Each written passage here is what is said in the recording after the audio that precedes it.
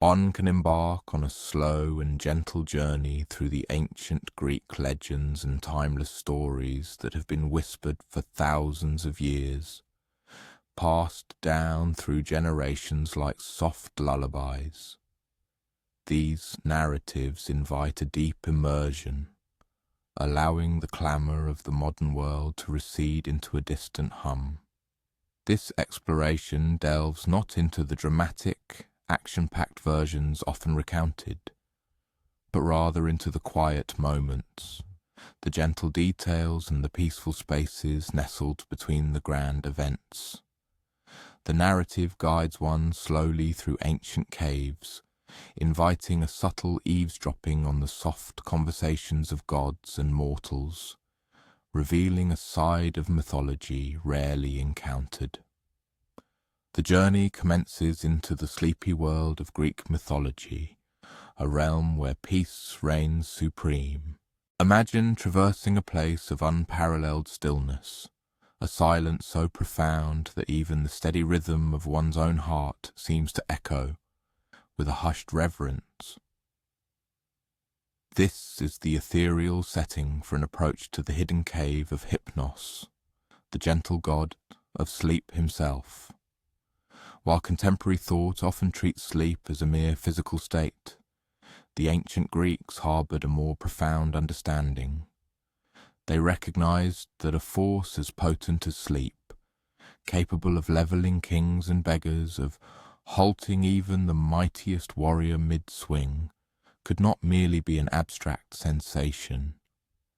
It had to possess a tangible form, a divine embodiment. That embodiment was Hypnos. His sacred cave was situated at the very edge of the known world, a liminal space where the vibrant hues of day seamlessly dissolved into the tranquil depths of night, much like honey melting into warm milk. Sunlight, in its brilliant intensity, had never pierced its veiled entrance, nor had any jarring sound ever disturbed the profound stillness of its walls. Ancient Hellenic lore suggested that its location could be ascertained by following the meandering course of the river Lethe, the fabled river of forgetfulness, until its waters moved with such languid slowness that they appeared almost suspended in time. As one draws near this hallowed sanctuary, steps instinctively soften, becoming almost imperceptible. The very air seems to grow heavy with an enchanting drowsiness, akin to passing through invisible silken curtains of the finest weave. Here, poppies bloom in wild profusion, not the vivid crimson blossoms commonly known, but pale, dream-like flowers, their heavy heads nodding gently in a breeze that remains tantalizingly beyond perception. The cave's entrance yawns open, not with the sharp, fearsome aspect of a dragon's maw, but with a rounded, inviting gentleness, like a doorway smoothed by the passage of countless centuries. Lush moss cushions every surface, and tiny droplets of water fall with such infrequency that each soft plink resonates like a distant bell within a forgotten temple. Within, the cave extends beyond the grasp of immediate sight. This is not due to an extraordinary length, but rather to the inherent quality of the space itself, which imbues the observer's eyelids with a pleasant, irresistible heaviness. The cavern walls curve gracefully, appearing to breathe with a serene rhythm that subtly harmonizes with one's own pulse. And there, in the profound stillness at the very heart of this peaceful expanse, lies Hypnos himself. It is here that the narrative takes a fascinating turn, unfolding in a gentle, somnolent manner that compels further exploration. Hypnos, it is revealed, was not the sole inhabitant of his secluded sanctuary. Scattered around him, like children who had succumbed to slumber amidst a captivating bedtime story, rested his 1,000 sons. Each of these ethereal beings embodied a distinct facet of the dream world. Among them was Morpheus, renowned for his ability to assume any human shape within dreams, particularly adept at manifesting as beloved individuals dwelling in distant lands, bringing comfort and connection to the sleeping mind. Beside him slumbered Isolus, whose domain encompassed the dreams of animals, capable of transporting the dreamer to the skies with soaring eagles, or through moonlit forests alongside swift wolves. And then there was Phantasos, perhaps the most enigmatic of the siblings, who populated dreams with objects of impossible design, things that defied reality yet made perfect, uncanny sense until the moment of awakening. Yet a surprising revelation awaits. Despite his divine role as the god of sleep, Hypnos did not remain perpetually in slumber himself. At times, when the profound tranquility of his cave reached its zenith, he would slowly rouse and attend to his unique garden of poppies. His movements were fluid and unhurried, like those of someone moving through water, each gesture flowing seamlessly into the next, never a sudden motion that might disturb the exquisite quiet. His garden was unlike any other. Here the poppies grew in meticulously arranged, drowsy rows, and when their petals eventually fell, they did not perish. Instead, they simply grew softer, drifting down like feathers from a pillow fight captured in slow motion. Hypnos would carefully gather these delicate petals into a basket woven from the very fabric of dreams, preserving them for those nights when the world above became too boisterous, too fraught with anxiety, or too burdened with worry for its inhabitants to find natural repose. Indeed, Hypnos's divine function extended far beyond what most mortals comprehended. It was not merely about inducing weariness, it was about bestowing true rest, a profound restorative repose capable of healing both body and mind. Each evening, as the sun commenced its descent in the world above, he would meticulously prepare for his sacred work, much like a master craftsman readying his most cherished tools. From his basket brimming with dream petals, he would select precisely the right ones for each individual yearning for sleep. For a mother burdened by worry, he might choose petals imbued with dreams of her children, safe and radiating happiness. For an elder yearning for the days of youth, petals designed to evoke gentle memories of endless summer afternoons, and for a child assailed by fears of the dark, petals that painted dreams in the softest, most reassuring golden light. But what truly sets Hypnos apart, earning him the silent admiration even of the other gods, is his unparalleled ability to induce slumber in none other than Zeus himself. Yes, Zeus, the formidable king of the gods, the wielder of thunderbolts and sovereign of the skies, would find his mighty eyelids growing heavy when Hypnos deemed it time. This extraordinary feat occurred twice in the ancient tales, and on both occasions it was Hera, Zeus's formidable wife, who sought Hypnos's quiet assistance. Hera, it must be understood, often found herself at odds with her husband's decrees.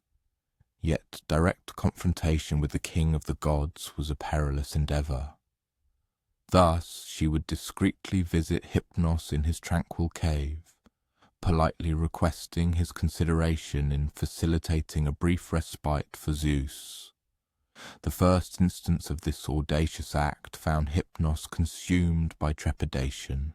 Causing Zeus to fall asleep without his explicit consent was precisely the kind of transgression that could invite severe divine retribution.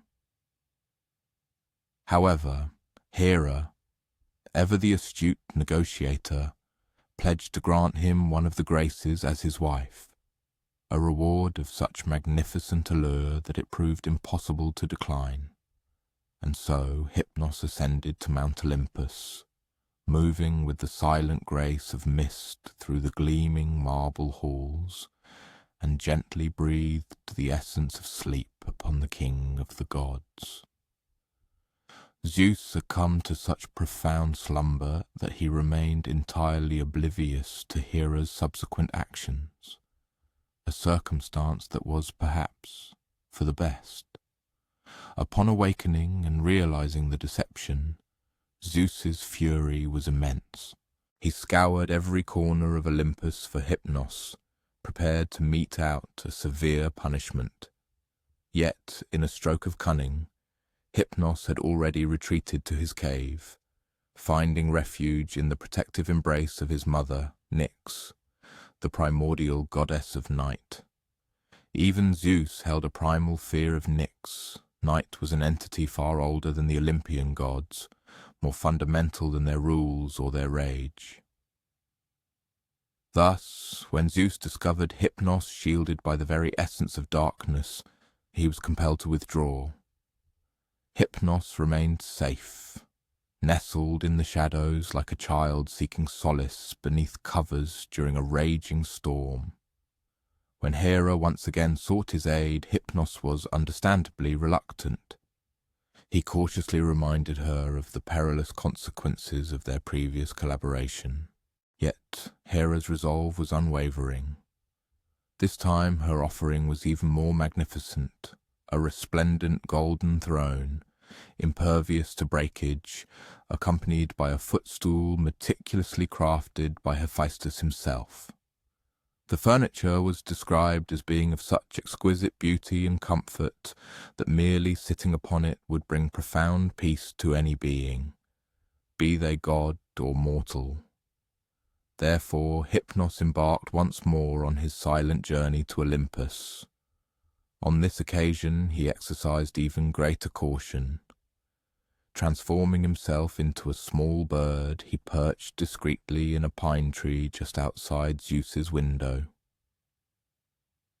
From this vantage point he began to sing the softest lullaby ever conceived, a melody woven from sighs and gentle breezes. Zeus' mighty eyelids grew heavy, his formidable head slowly nodded forward, and soon he was immersed in the most profound and peaceful sleep he had ever known. The true profundity of this narrative transcends the simple tale of Hera's manipulations or Zeus's temporary deception. It underscores the incredible, universal power of rest itself. Even the mightiest being in the cosmos, the sovereign who commanded lightning and orchestrated earthquakes, was ultimately compelled to surrender to the gentle, irresistible touch of Hypnos. Back within the eternal tranquility of his cave, Hypnos would occasionally reflect upon these extraordinary adventures as he meticulously tended his timeless garden. While the other gods were defined by their dramatic sagas of battles and quests, of passionate love affairs and terrible retributions, Hypnos possessed a unique and understated power. He held the capacity to bestow peace upon anyone, anywhere, at any time. His cave remained a sanctuary beyond the constructs of time, a place where worries dissolved like sugar in water, and problems seemed distant, diminished, and ultimately inconsequential. Mortals fortunate enough to stumble upon this hidden realm, typically those lost in vast forests or deeply entangled in their own contemplations, invariably described it as the most profoundly restful place they had ever encountered. They spoke of moss softer than the finest silk, of air redolent with the scent of lavender and fresh rain, and how simply breathing there caused their shoulders to relax and their minds to settle into a serene stillness. Some even claimed that a mere hour spent within Hypnos's cave surpassed an entire week of ordinary sleep in its restorative power. The dreams that visited those privileged few were unlike any others. They were not the jumbled, confusing narratives of everyday slumber, but clear, gentle stories seemingly crafted precisely for the individual dreamer. Visions of slow, graceful flight over placid seas, tender conversations with loved ones long departed, or serene strolls through gardens where every flower sang in perfect, harmonious chorus. As the journey through this serene grotto reaches its inevitable conclusion, one might find themselves pondering a profound question. In a vast cosmos teeming with powerful divinities who vociferously clamoured for adoration and propitiatory offerings, who were perpetually prone to violent outbursts and initiating grand conflicts, why did Hypnos remain content to merely subsist in tranquil obscurity within his concealed cavern, requesting nothing more than the opportunity to bestow repose upon the world? Perhaps it was because he grasped an essential truth that the other, more boisterous deities had long since forsaken, that sometimes the most potent force one can wield is not to engage in overt action at all, but simply to embody presence, to provide solace unburdened by stipulations, and to gently remind all sentient beings, both celestial and mortal, that even amidst the most bustling and tumultuous existence, there invariably exists a sanctuary for peace. And perhaps, just perhaps, that is a profound lesson we could all benefit from absorbing as we settle into our own quiet moments tonight, contemplating the enigmatic dreams that might visit us in the gentle hours ahead, and what profound narratives sleep itself might impart to us, if we attune our senses acutely enough to perceive its whispered wisdom. You are familiar with that subtle, elusive pang of wistful regret, akin to the futile effort of attempting to retain the fluidity of water within one's open palms, which arises upon awakening from a dream of a place that felt utterly tangible, yet whose intricate details subsequently vanish from memory. That is precisely the sensation most individuals experience when they first encounter the legend of Atlantis. Yet, this evening, let us embark upon a leisurely stroll through the annals of this mythical island, not as it succumbed to the ocean's embrace, but as it thrived in its tranquil quotidian moments, prior to the dramatic climax, before the universally recounted denouement. The foundational narrative of Atlantis reaches us through the writings of Plato, an illustrious Greek philosopher who flourished approximately 2,400 years ago. He did not present this account as mere mythology, but rather as a sophisticated thought experiment elegantly enfolded within an ancient allegory. Envision him seated beneath the dappled shade of an olive tree, expounding to his disciples upon the inherent nature of ideal societies and the inherent perils associated with wielding excessive authority. The afternoon light would have filtered softly through the verdant foliage, and somewhere nearby, the gentle murmur of a fountain would have provided a soothing backdrop as he meticulously wove his intricate tale. However, let us momentarily depart from the academic confines of the philosophy classroom, and instead imagine traversing the actual thoroughfares of Atlantis on an unremarkable Tuesday morning, a day devoid of any particular drama, where its inhabitants were simply engaged in their daily routines. The sun, a comforting presence, was warm without being oppressive. A delicate breeze carried the mingled fragrances of blossoming flora and the salty tang of the ocean, and in the soft distance one might discern the cheerful sounds of children's laughter as they engaged in their innocent play. The foremost characteristic one would discern about Atlantis was the meticulous precision with which every element was orchestrated. The entirety of the island was constructed in impeccably concentric rings, reminiscent of a grand target meticulously etched by an entity possessing boundless forbearance. At its absolute nucleus resided the resplendent royal palace, encircled by a terrestrial band, which in turn was encompassed by an aqueous ring, followed by another terrestrial band, and so forth, extending all the way to the bustling harbour, where vessels from every corner of the known world gently undulated in the morning breeze. These were, however, no mere circles.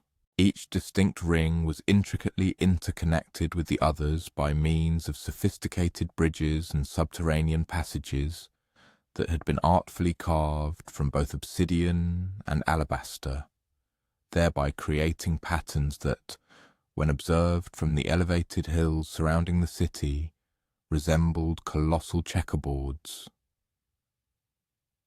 These remarkable tunnels were engineered with sufficient breadth to comfortably permit the simultaneous passage of two ships, and their interior surfaces were adorned with brass, which shimmered with a golden effulgence under the afternoon sun. As one perambulated through the outermost ring in the nascent hours of the morning, one would encounter fishermen meticulously preparing their nets with the slow, deliberate movements characteristic of individuals whose craft had been honed over countless generations.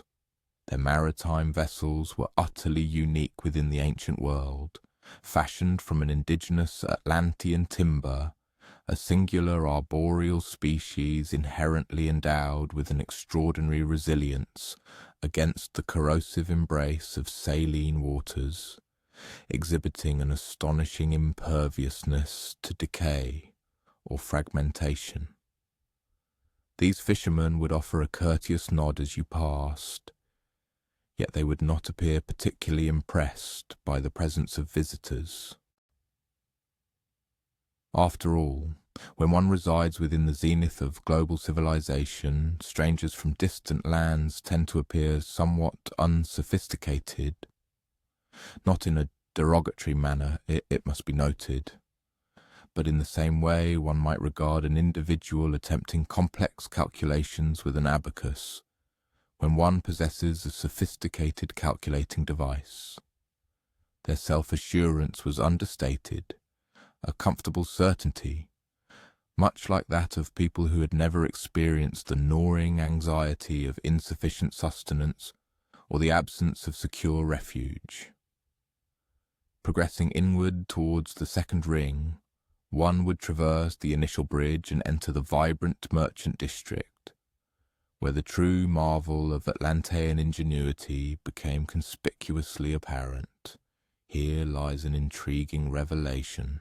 The Atlanteans had successfully engineered solutions to challenges that would not be surmounted again for many millennia.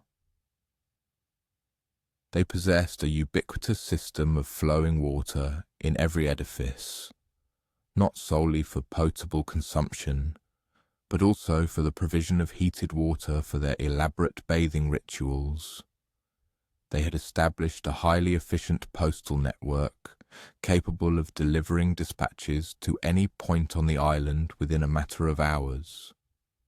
They even utilized a rudimentary form of vertical transportation, akin to elevators, employing an intricate system of counterweights and pulleys that could effortlessly convey both individuals and merchandise between various levels. But wait, here is the aspect that would truly astonish you. Despite this astounding technological prowess, the rhythm of daily existence in Atlantis unfolded at a surprisingly unhurried pace. Its citizens did not rush frantically, as if compelled by an urgent destination. Instead, they ambled through the expansive thoroughfares, pausing to engage in congenial conversation with neighbours, to meticulously examine wares displayed in the bustling marketplace, or simply to recline upon exquisitely carved benches and observe the world's gentle progression. This was because the Atlanteans had unearthed a profound truth that contemporary societies are still striving to comprehend, that operational efficiency and profound tranquility could harmoniously coexist. Their sophisticated systems did not precipitate a more frenetic lifestyle. On the contrary, they fostered a more relaxed and contemplative existence. When one is liberated from the arduous daily expenditure of hours on fundamental survival tasks, one gains the invaluable gift of time for profound reflection, for creative endeavour, and simply for being wholly present within the fabric of one's own life. Within the bustling marketplace of the second ring, vendors offered an astonishing array of fruits that flourished nowhere else on the terrestrial sphere. There were apples endowed with the remarkable property of remaining fresh for months without succumbing to spoilage, grapes whose flavour subtly transmuted depending on the precise hour of their consumption, and a distinctive variety of bread crafted from a grain cultivated underwater in the inundated fields surrounding the island.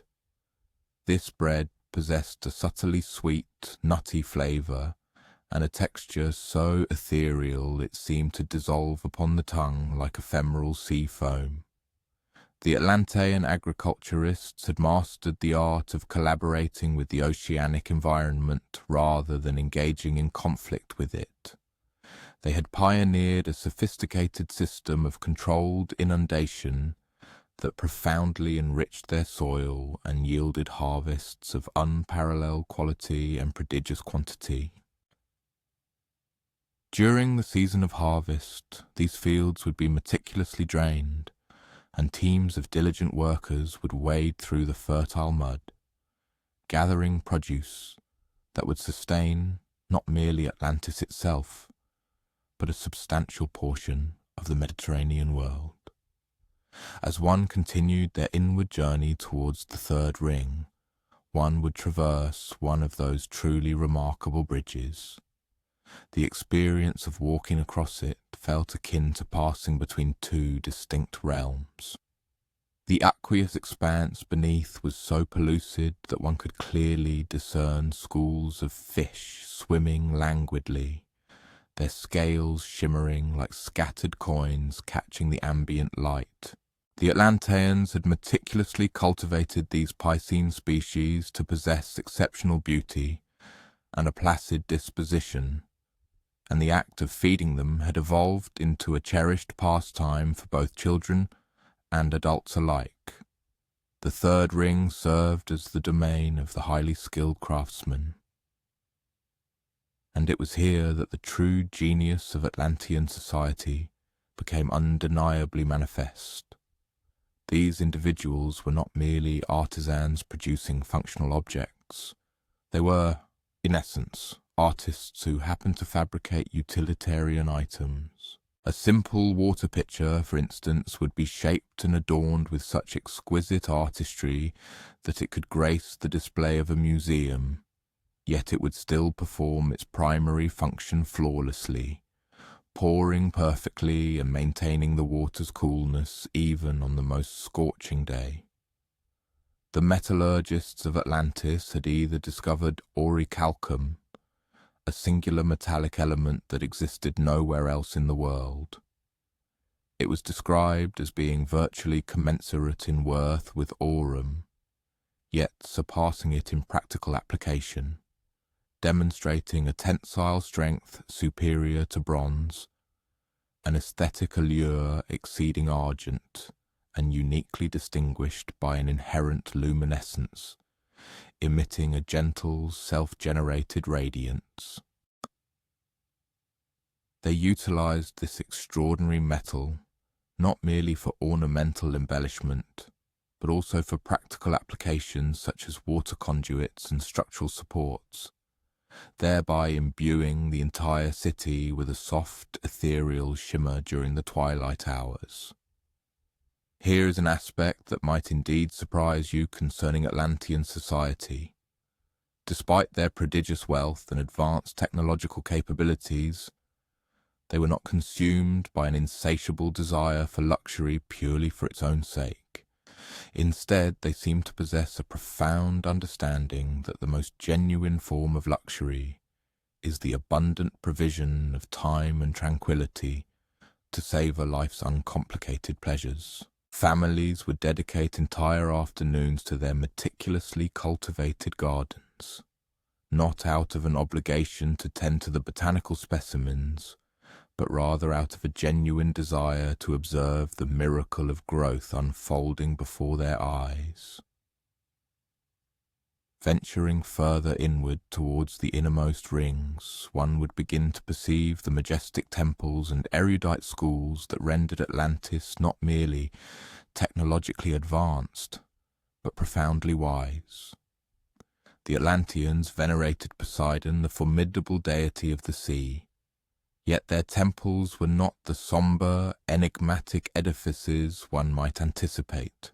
On the contrary, they were open, airy structures where seawater flowed through intricate channels embedded within the floor, generating a continuous, gentle symphony of moving water that seemed to effortlessly dissipate all anxieties and stresses. Their educational institutions were perhaps even more awe-inspiring than their sacred sanctuaries. Children were instructed not only in factual knowledge and practical proficiencies, but also in the art of clear ideation and virtuous living. They delved into the intricacies of mathematics and engineering, certainly, but also into the harmonious realms of music and philosophy, the practicalities of agriculture, and the celestial wonders of astronomy. The overarching objective was to cultivate individuals who could contribute meaningfully to society in a multitude of capacities, who possessed a comprehensive understanding of how all the disparate components of civilization were inextricably interconnected. But here is where the narrative assumes a subtly altered timbre. Much like the way a perfect summer day can gradually become overcast. As the generations succeeded one another, a segment of the Atlantean populace began to take their idyllic society for granted. The offspring who had matured amidst the conveniences of running water and efficient transportation, surrounded by an abundance of food and magnificent architectural marvels, started to believe that this was simply the natural order of the world. They began to harbour the conviction that their unparalleled success stemmed from an inherent superiority over other peoples, rather than being the fruit of diligent effort, collaborative spirit, and fortuitous circumstances. Some individuals began to entertain the notion that if Atlantis was so demonstrably superior to all other regions, then perhaps they ought to assume dominion over all other regions as well. It was a gradual, insidious metamorphosis in their collective mindset, akin to the slow accumulation of sand against a seawall, until it irrevocably alters the very contours of the coastline. Here, then, is where Plato's profound narrative unfurls into a solemn admonition concerning the perilous nature of unbridled hubris and unchecked ambition. The Atlanteans, once paragons of peaceful coexistence, gradually cast their gaze beyond their insular borders with imperialistic designs, forsaking the tranquil sagacity that had, in the first instance, formed the bedrock of their flourishing civilization. They began constructing formidable vessels of war in lieu of humble fishing craft, cultivating warriors rather than nurturing thinkers, and assessing their intrinsic worth by how much they could expropriate from foreign lands, rather than by how much they could collectively generate and contribute to the common good. Now, according to the ancient philosopher Plato, this profound attitudinal metamorphosis did not manifest instantaneously. It was rather a creeping, incremental process, akin to a meticulously cultivated garden gradually succumbing to wild overgrowth when neglected. Each successive generation displayed a slightly heightened inclination towards bellicosity than the one preceding it. The next generation became increasingly persuaded of their inherent preeminence, a self-serving conviction that bordered on arrogance. And the generation after that began to believe that the appropriation of desired resources from other peoples was not merely permissible, but an unquestionable prerogative, an entitlement bestowed upon them by their perceived superiority. The Olympian deities, particularly the sovereign Zeus, observed this alarming metamorphosis with escalating disquiet. The Atlanteans were evolving into something they had never been meant to be, tyrants of monumental proportion, perverting their inherent endowments for malevolent purposes instead of benevolent aid. It was akin to watching a cherished offspring maturing into a callous and self-serving individual, shattering the affections of all who had once held them in high esteem. And so, in a singular, cataclysmic day and night, Atlantis was submerged beneath the churning oceanic expanse. Not as an act of divine wrath according to Plato, but rather a profound expression of lament, much like one might gently consign a once exquisite plaything, now irrevocably damaged, to oblivion. The terrestrial foundations quaked violently, and the oceanic tides surged with unprecedented fury, causing the zenith of human societal development the world had ever known to be utterly erased from the annals of existence as though it were a mere phantom. However, the truly compelling aspect of this narrative's denouement lies in its deeper meaning. Plato was not, in its essence, recounting a mere tale of a vanished metropolis. He was imparting a profound discourse on the ramifications of collective decisions, illustrating how even the most meticulously crafted societal edifice can crumble if its populace neglects the foundational principles that had once underpinned its eminence. The authentic Atlantis within Plato's philosophical construct transcended the confines of geographical coordinates. It was a potent conceptualization of humanity's potential for communal organization, a vision of what society could become if people collaborated with sagacity and equity. And the genuine catastrophe lay not in its aqueous submersion, but in that it had metamorphosed from an embodiment of aesthetic grace into a grotesque distortion. The corporeal obliteration served merely as a palpable emblem of an antecedent spiritual desolation that had already taken place. The Atlantis that descended into the abyssal depths had, in essence, already ceased to exist. What the oceanic embrace ultimately enveloped was merely a hollow husk of its former paradisiacal glory. As we imagine the tranquil azure expanse where the legendary Atlantis once proudly rose, we might wonder about the enduring precepts this venerable narrative continues to impart. In the contemporary epoch, replete with technological marvels that would undoubtedly have appeared as pure sorcery to our ancient forebears, do we leverage them to cultivate greater sagacity and concord, or conversely sow further seeds of diversion and discord? Do we endeavour to erect conduits of understanding between disparate communities or construct divisive barriers? And perhaps in the rhythmic murmur of ocean waves caressing far-flung coastlines, we can still discern a resonant reverberation of Atlantis's potentiality.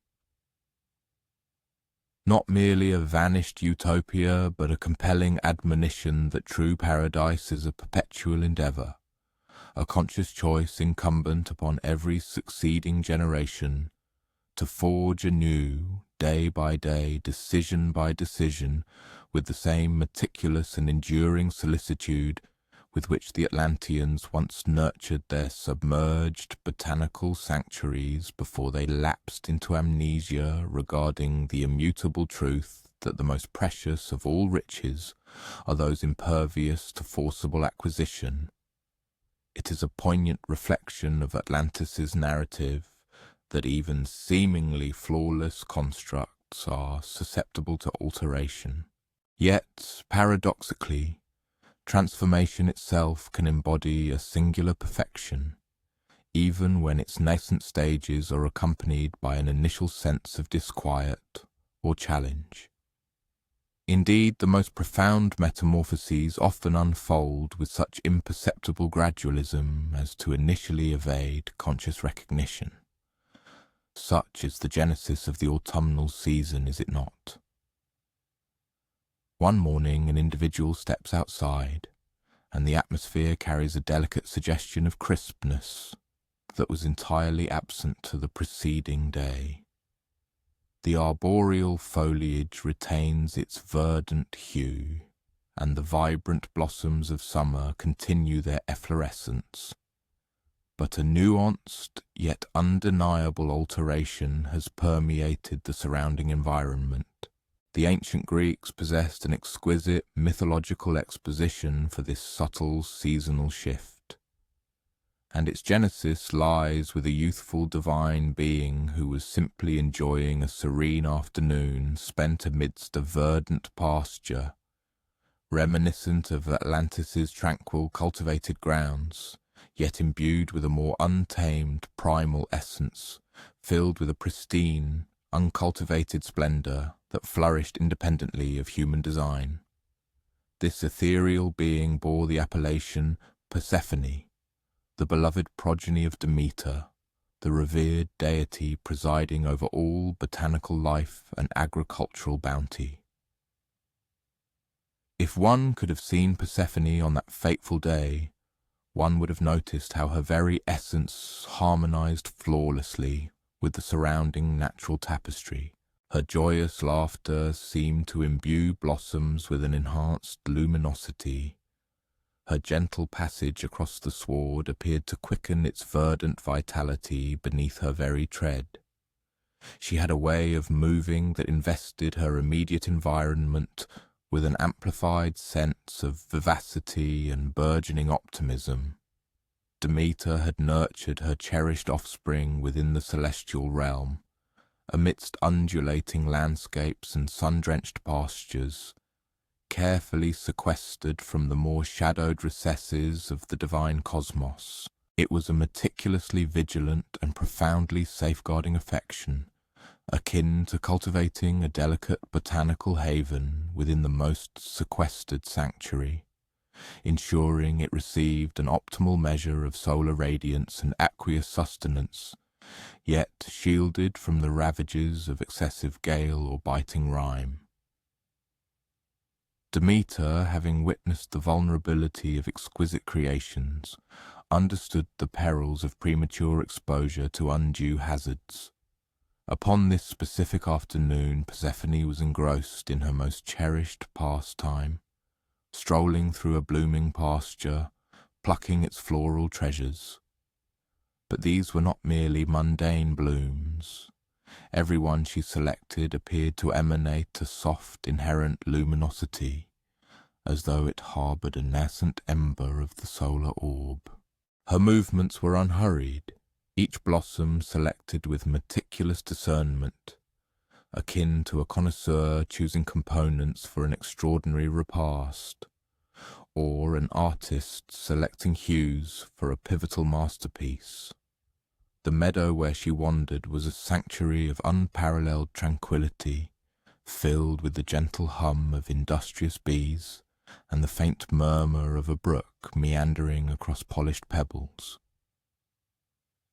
Lepidopteran creatures flitted about her, resembling animated gemstones, and diminutive avians occasionally alighted upon her shoulder, serenading her with intimate melodies. It was an ethereal locale where the very fabric of temporality appeared to unfurl with an altered rhythm, where 60 minutes might condense into a fleeting 60 seconds, or a single moment could expand into an eternity. Behold, the narrative now veers into an unforeseen trajectory, albeit not with the overt theatricality one might anticipate. As Persephone inclined herself to pluck an exceptionally exquisite narcissus bloom, its pristine white corolla encircling a radiant golden heart, akin to a miniature solar orb enshrined within a floral embrace, the earth beneath her delicate tread commenced a subtle, nascent tremor. This sensation resembled either the faint reverberations of a far-off tempest or the sonorous purr of a colossal feline slumbering in the earth's abyssal depths. The terrestrial surface then parted, yet without any tumultuous force, rather, with the graceful unfurling of theatrical drapery revealing a grand proscenium, or the gentle blossoming of a flower unfurling its petals to the dawn's embrace. From this chasm ascended Hades, the sovereign deity of the netherworld, borne aloft in a chariot drawn by ebony steeds that seemed to be materialized spectres, their hooves registering no auditory impression upon the terrestrial plane. Now, the prevalent perception casts Hades in the role of antagonist within this mythological account. However, such an interpretation is somewhat imprecise. He was not inherently malevolent, rather he suffered from profound solitude. Envision an existence spanning eternity, perpetually encompassed by the spectral vestiges of the departed, bereft of solar illumination, auditory mirth, or the unadorned pleasure of observing burgeoning life. While his dominion was undeniably crucial and indispensable, it was simultaneously characterized by an insurmountable isolation. Hades had, for a considerable duration, observed Persephone from a discreet distance, and had become enamored with her effervescent vitality, her intrinsic link to existence and proliferation. Yet, being the chthonic deity, he possessed no comprehension of conventional romantic overtures. The nuances of floral tributes, pastoral repasts, and tender discourse were entirely alien to his understanding. Consequently, he acted upon what appeared to him as the most rational course. He merely conveyed her to his subterranean kingdom, presuming she would eventually cultivate an affection for it, mirroring his own. The passage into the netherworld was not the harrowing descent one might readily conjure in imagination. Rather, it resembled a gradual subsidence through the telluric strata, each successive stratum growing marginally more hushed and subtly more shadowed than its predecessor. Persephone observed with profound astonishment as they traversed subterranean grottos replete with incandescent mineral formations, encountered subterranean currents that ascended against all precepts of natural law, and passed through ethereal gardens where blossoms of argent hue unfurled in perpetual crepuscular glow.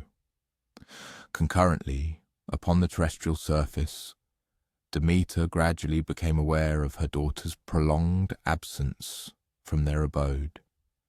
Initially, her sentiments were devoid of apprehension, as Persephone frequently became oblivious to the passage of hours whilst engrossed in her floral pursuits, so utterly captivated by the surrounding aesthetic splendour that extensive temporal duration seemed to compress into fleeting moments.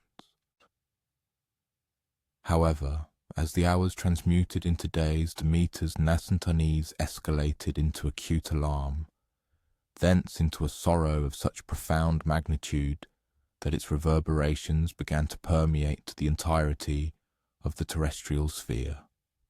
Demeter's sorrow was not merely an anthropomorphic expression of sadness.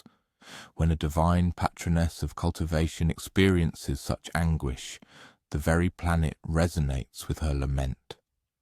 Vegetation commenced a rapid process of desiccation and decay, not due to arid conditions or pathogenic affliction, but rather from a profound cosmic despondency. The burgeoning cereals within the fields assumed a desiccated ochre hue and a fragile consistency. Arboreal fruit-bearers ceased their generative output. Even the vibrant green sward began to blanch into a pallid, inert shade, akin to aged photographic prints exposed excessively to solar radiation. However, the profound allure of this narrative resides in a particular detail. The transformative effect did not manifest with immediate abruptness. Its progression was incremental, much like the imperceptible bleaching of a photographic image under sustained solar exposure. Agriculturalists observed a subtle diminution in the customary vigor of their harvests. Horticulturists noted a distinct lack of customary vibrancy in their floral specimens. This marked the inaugural advent of autumn upon the globe, yet none comprehended its genesis, for such a season had hitherto been unknown to existence. The terrestrial realm had perpetually basked in an unending vernal abundance until the very core of Demeter's being fractured with sorrow. In the chthonic kingdom, Persephone was unveiling a domain utterly unlike anything her imagination had ever conjured. It was not the sinister, terrifying expanse that most mortals typically envisioned. Instead, it revealed itself as an expansive, tranquil realm, suffused with subdued chiaroscuro and an ethereal, soft silver light that seemed to emanate from every direction and no discernible source simultaneously. The spectral inhabitants of the deceased glided serenely through gardens adorned with obsidian roses and shimmering silver lilies, finally liberated from the sorrows and anxieties that had plagued their terrestrial existence. Hades, with the profound satisfaction of someone sharing a cherished confidence, meticulously presented every facet of his dominion to her.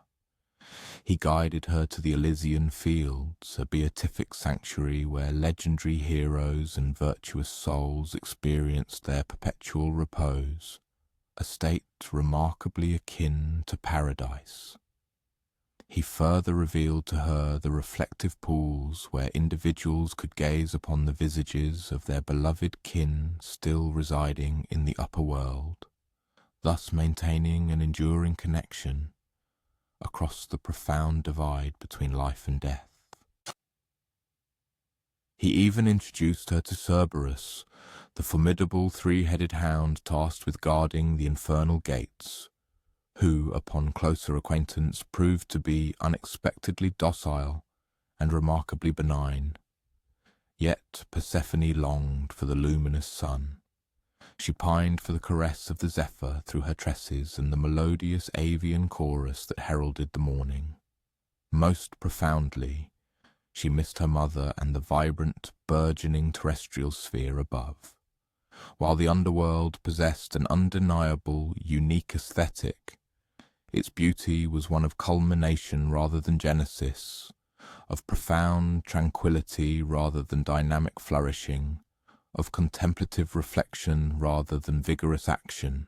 Hades, for his part, was endeavouring assiduously to fulfil the roles of both gracious host and solicitous companion.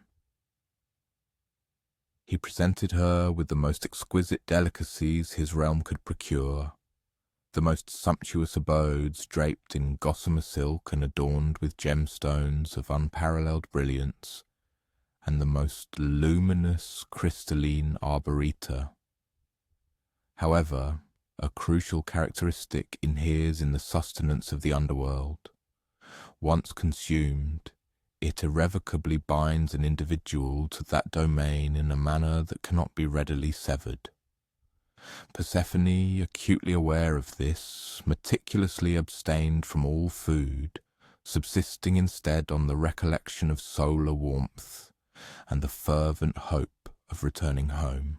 Nevertheless, after numerous days marked by Hades' unwavering yet delicate persuasion and her own increasing frailty from prolonged fasting, she at last partook of a modest morsel, precisely 6 pomegranate seeds, scarcely a sampling. These tiny rubicund spheres possessed the crimson hue of precious garnets, and offered a taste of concentrated sweetness, as if the very essence of estival abundance had been distilled into its purest, most potent form. Above ground the circumstances were escalating gravely. The perpetual autumnal state, born of Demeter's profound grief, was poised to transition into an interminable winter. Humanity faced widespread famine, while animals struggled desperately to procure sustenance.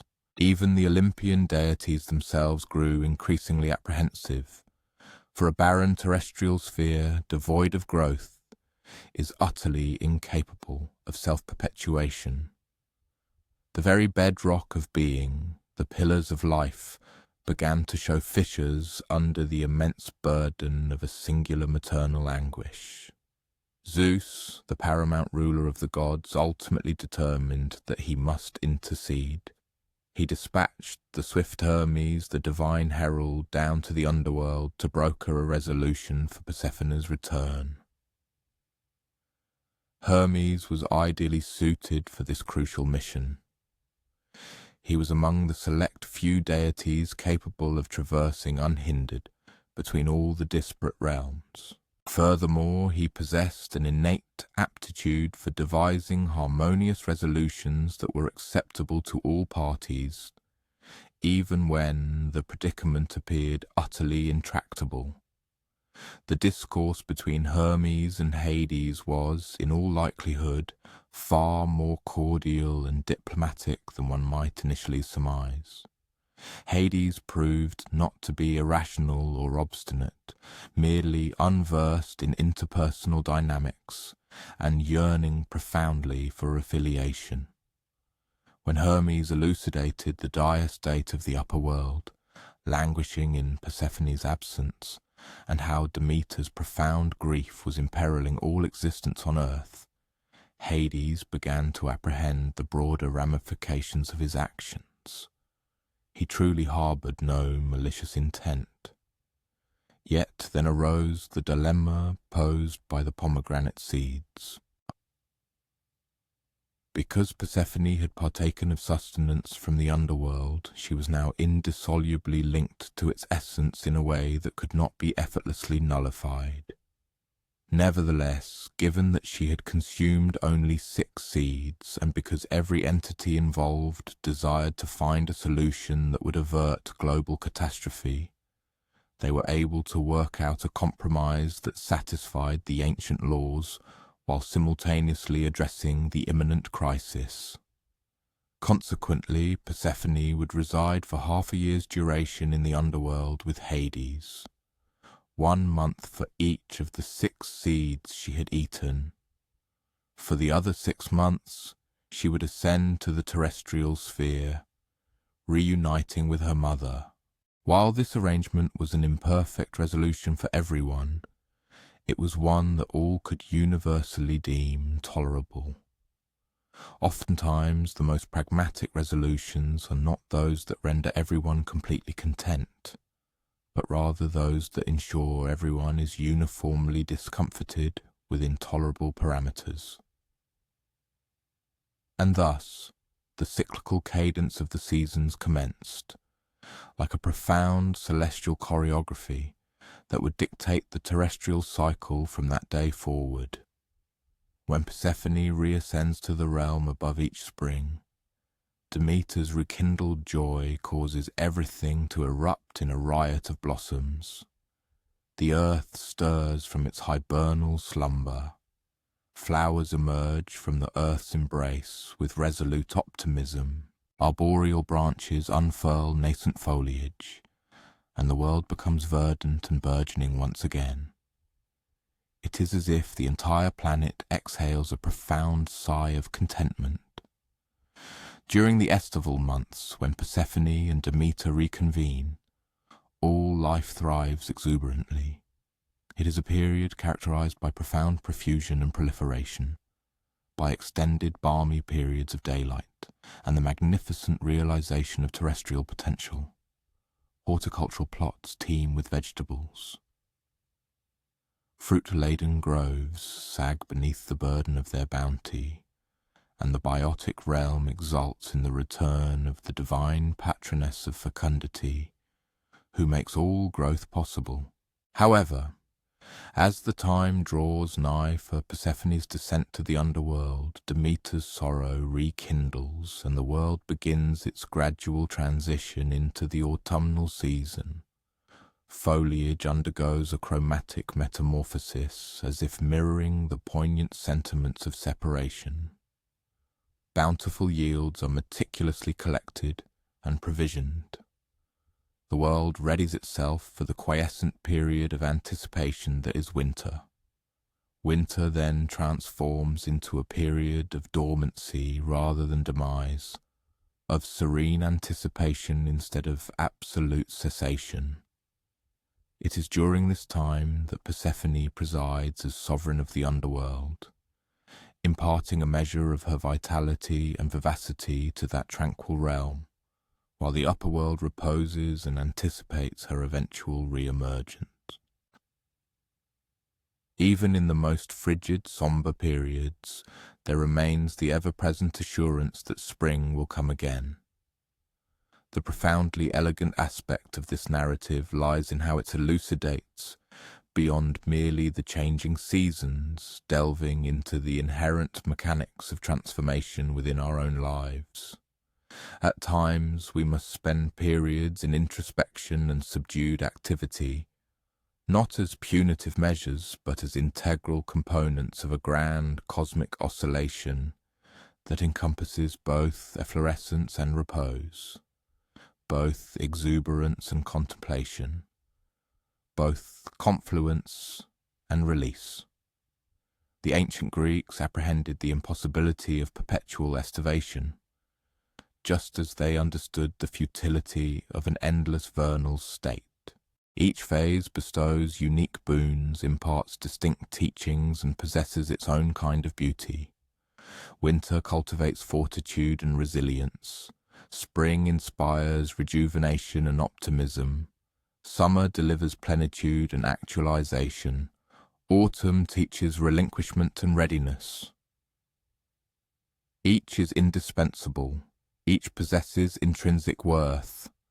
All are part of the overarching paradigm enabling existence. And perhaps of paramount significance, the myth posits that even the most arduous transitions can lead to novel forms of comprehension. Persephone became not solely the divine patroness of vernal efflorescence and botanical vitality, but also the sovereign of the chthonic domain, an entity who comprehended the dichotomy of vitality and mortality, both genesis and cessation. Her sojourn in both realms endowed her with greater sagacity and empathy than she could possibly have attained had she remained forever in the halcyon fields of her youth.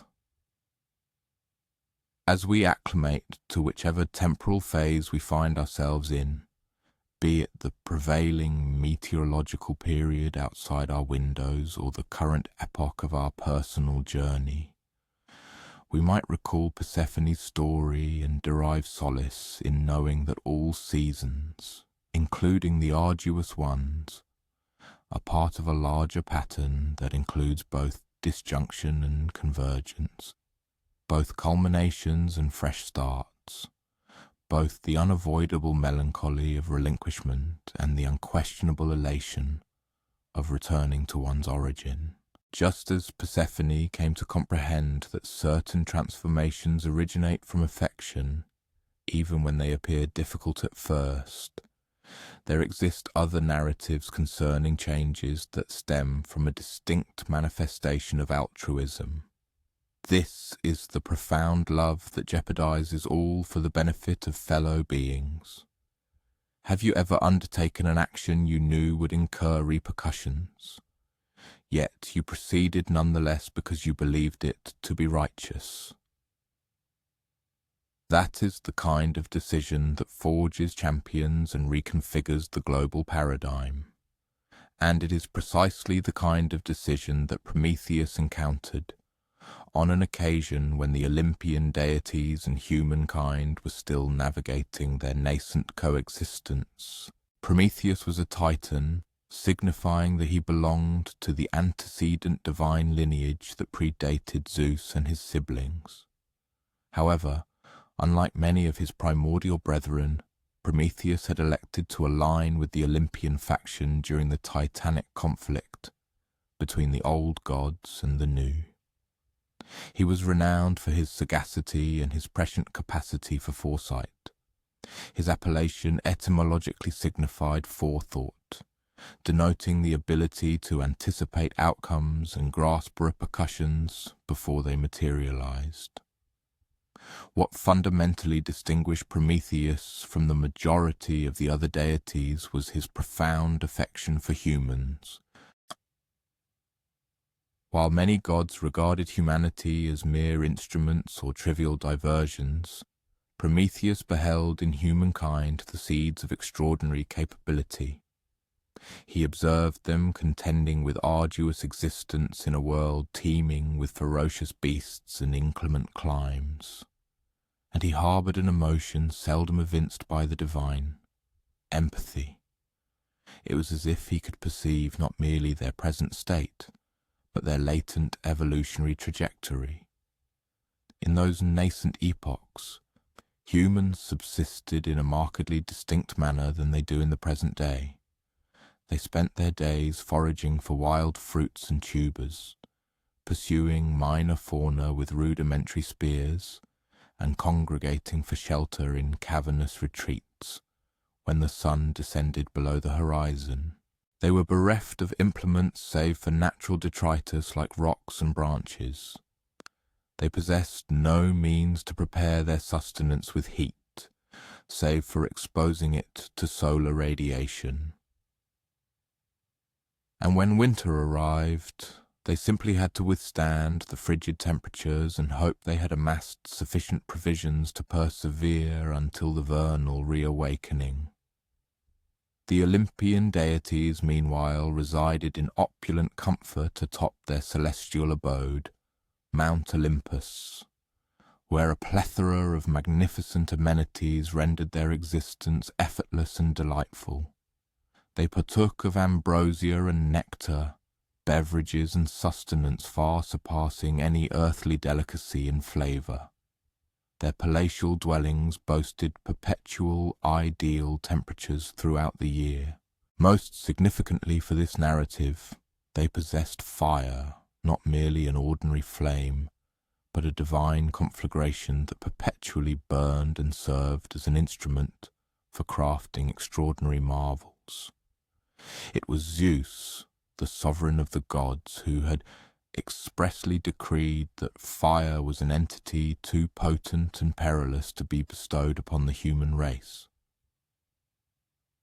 He harboured profound anxieties that if mortal beings were to wield such a formidable force, they would inevitably cultivate an excessive degree of autonomy and capability. Such empowerment might lead them to neglect their proper reverence for the gods, or even audacious enough to contemplate challenging the divine pantheon itself. It was far safer, Zeus posited, to maintain humanity in a state of dependence and gratitude, akin to impressionable children who relied entirely on their parental figures for every necessity. Yet Prometheus held a dissenting view. He observed humankind enduring frigid nights, consuming uncooked sustenance, and struggling for vision in the encroaching darkness. This condition struck him as needlessly harsh and unjust. Humans, in his estimation, were not aspiring to dominion over the cosmos or seeking immortality. Their desires were far more fundamental: to experience warmth, to prepare their food, and to possess a modest source of illumination once the sun had set. These appeared to Prometheus as entirely reasonable petitions, basic requirements that any empathetic entity would naturally wish to alleviate. Consequently, he began to meticulously formulate a strategy. This undertaking would necessitate extreme subtlety, given Zeus's omnipresent vigilance, and it would demand swift execution, for the moment Zeus uncovered the transgression, the retribution would be immediate and devastating. Prometheus had contemplated this intricate dilemma for an extended period, and through his prolonged observation he had discerned a crucial aspect of Olympus's operational rhythm. The gods, much like their mortal counterparts, adhered to predictable routines, and these established patterns invariably generated windows of opportunity. Each day the deities kindled a magnificent fire for their communal repasts and sacred rites. This particular flame blazed within a designated brazier positioned at the nexus of their primary gathering place, and its upkeep was entrusted to various lesser gods and elemental spirits throughout the daylight hours. However, there existed a fleeting interval immediately following the evening banquet, when all attention was diverted by animated conversation and convivial entertainment, leaving the sacred fire unattended for a few invaluable minutes. Prometheus patiently awaited precisely such an evening. The gods had been engaged in some form of spirited celebration, perhaps commemorating a divine birthday or the triumphant conclusion of a celestial undertaking. The air resonated with melodious music and joyous laughter, while ambrosial wine flowed without restraint, fostering an atmosphere where everyone felt relaxed and content. Zeus himself was deeply engrossed in discourse with his brethren, gesticulating grandly as he recounted an epic tale of his most recent exploits, his resonant voice reverberating through the expansive marble halls. With a seemingly nonchalant gait, as though merely stretching his limbs after the meal, Prometheus ambled towards the impressive fire.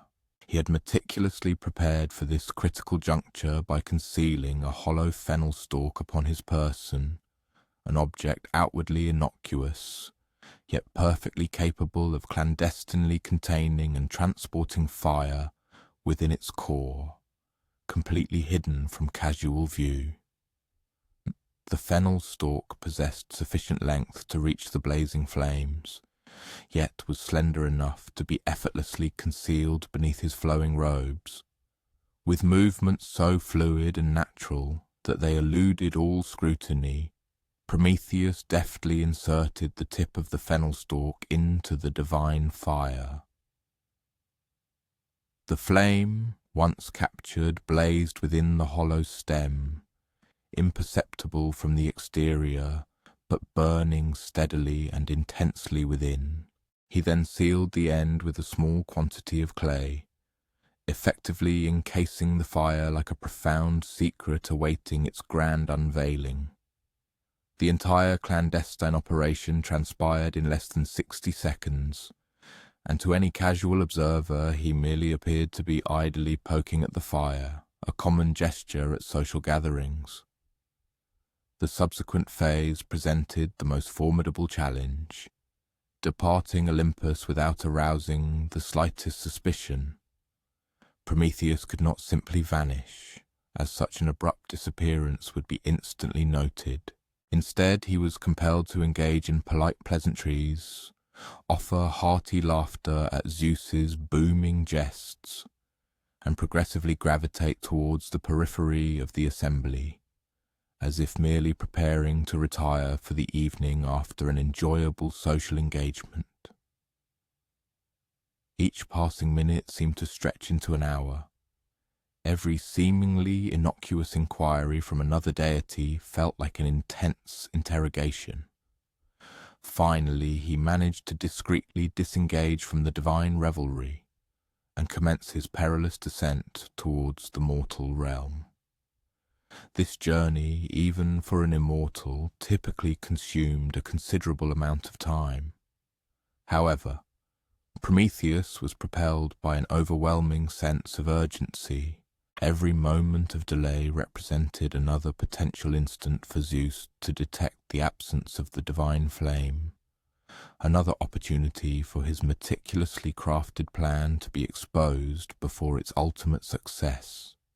He eventually located a small community of humans encamped beside a riverbank, the very same group whose plight he had been observing and agonizing over for many months. They were huddled tightly together, seeking meagre warmth against the biting cold, gnawing on crude roots and tough strips of dried meat, patiently awaiting the dawn so that they might possess sufficient visibility to forage for additional sustenance. Their countenances bore the marks of profound weariness and quiet resignation, reflecting the stoic endurance of individuals who had long since learned to anticipate very little from the harsh realities of life. Prometheus approached them with deliberate slowness, intent on avoiding any action that might provoke fear. Divine beings did not typically manifest directly before mortals, and when they did, it was frequently a harbinger of ill tidings. Yet there was an inherent gentleness and reassuring quality in Prometheus's demeanor. He knelt amongst them as if he intrinsically belonged there, and with careful precision removed the clay seal from his fennel stalk. What transpired next must have appeared to these humans as the most astonishing and benevolent magic they had ever witnessed. A radiant flame materialized as if from thin air, dancing gracefully at the extremity of Prometheus's stick. But this was no ordinary flame. It was divine fire, burning with a brilliance and purity far exceeding any earthly conflagration they had ever encountered, simultaneously casting both light and warmth in perfect, harmonious equilibrium.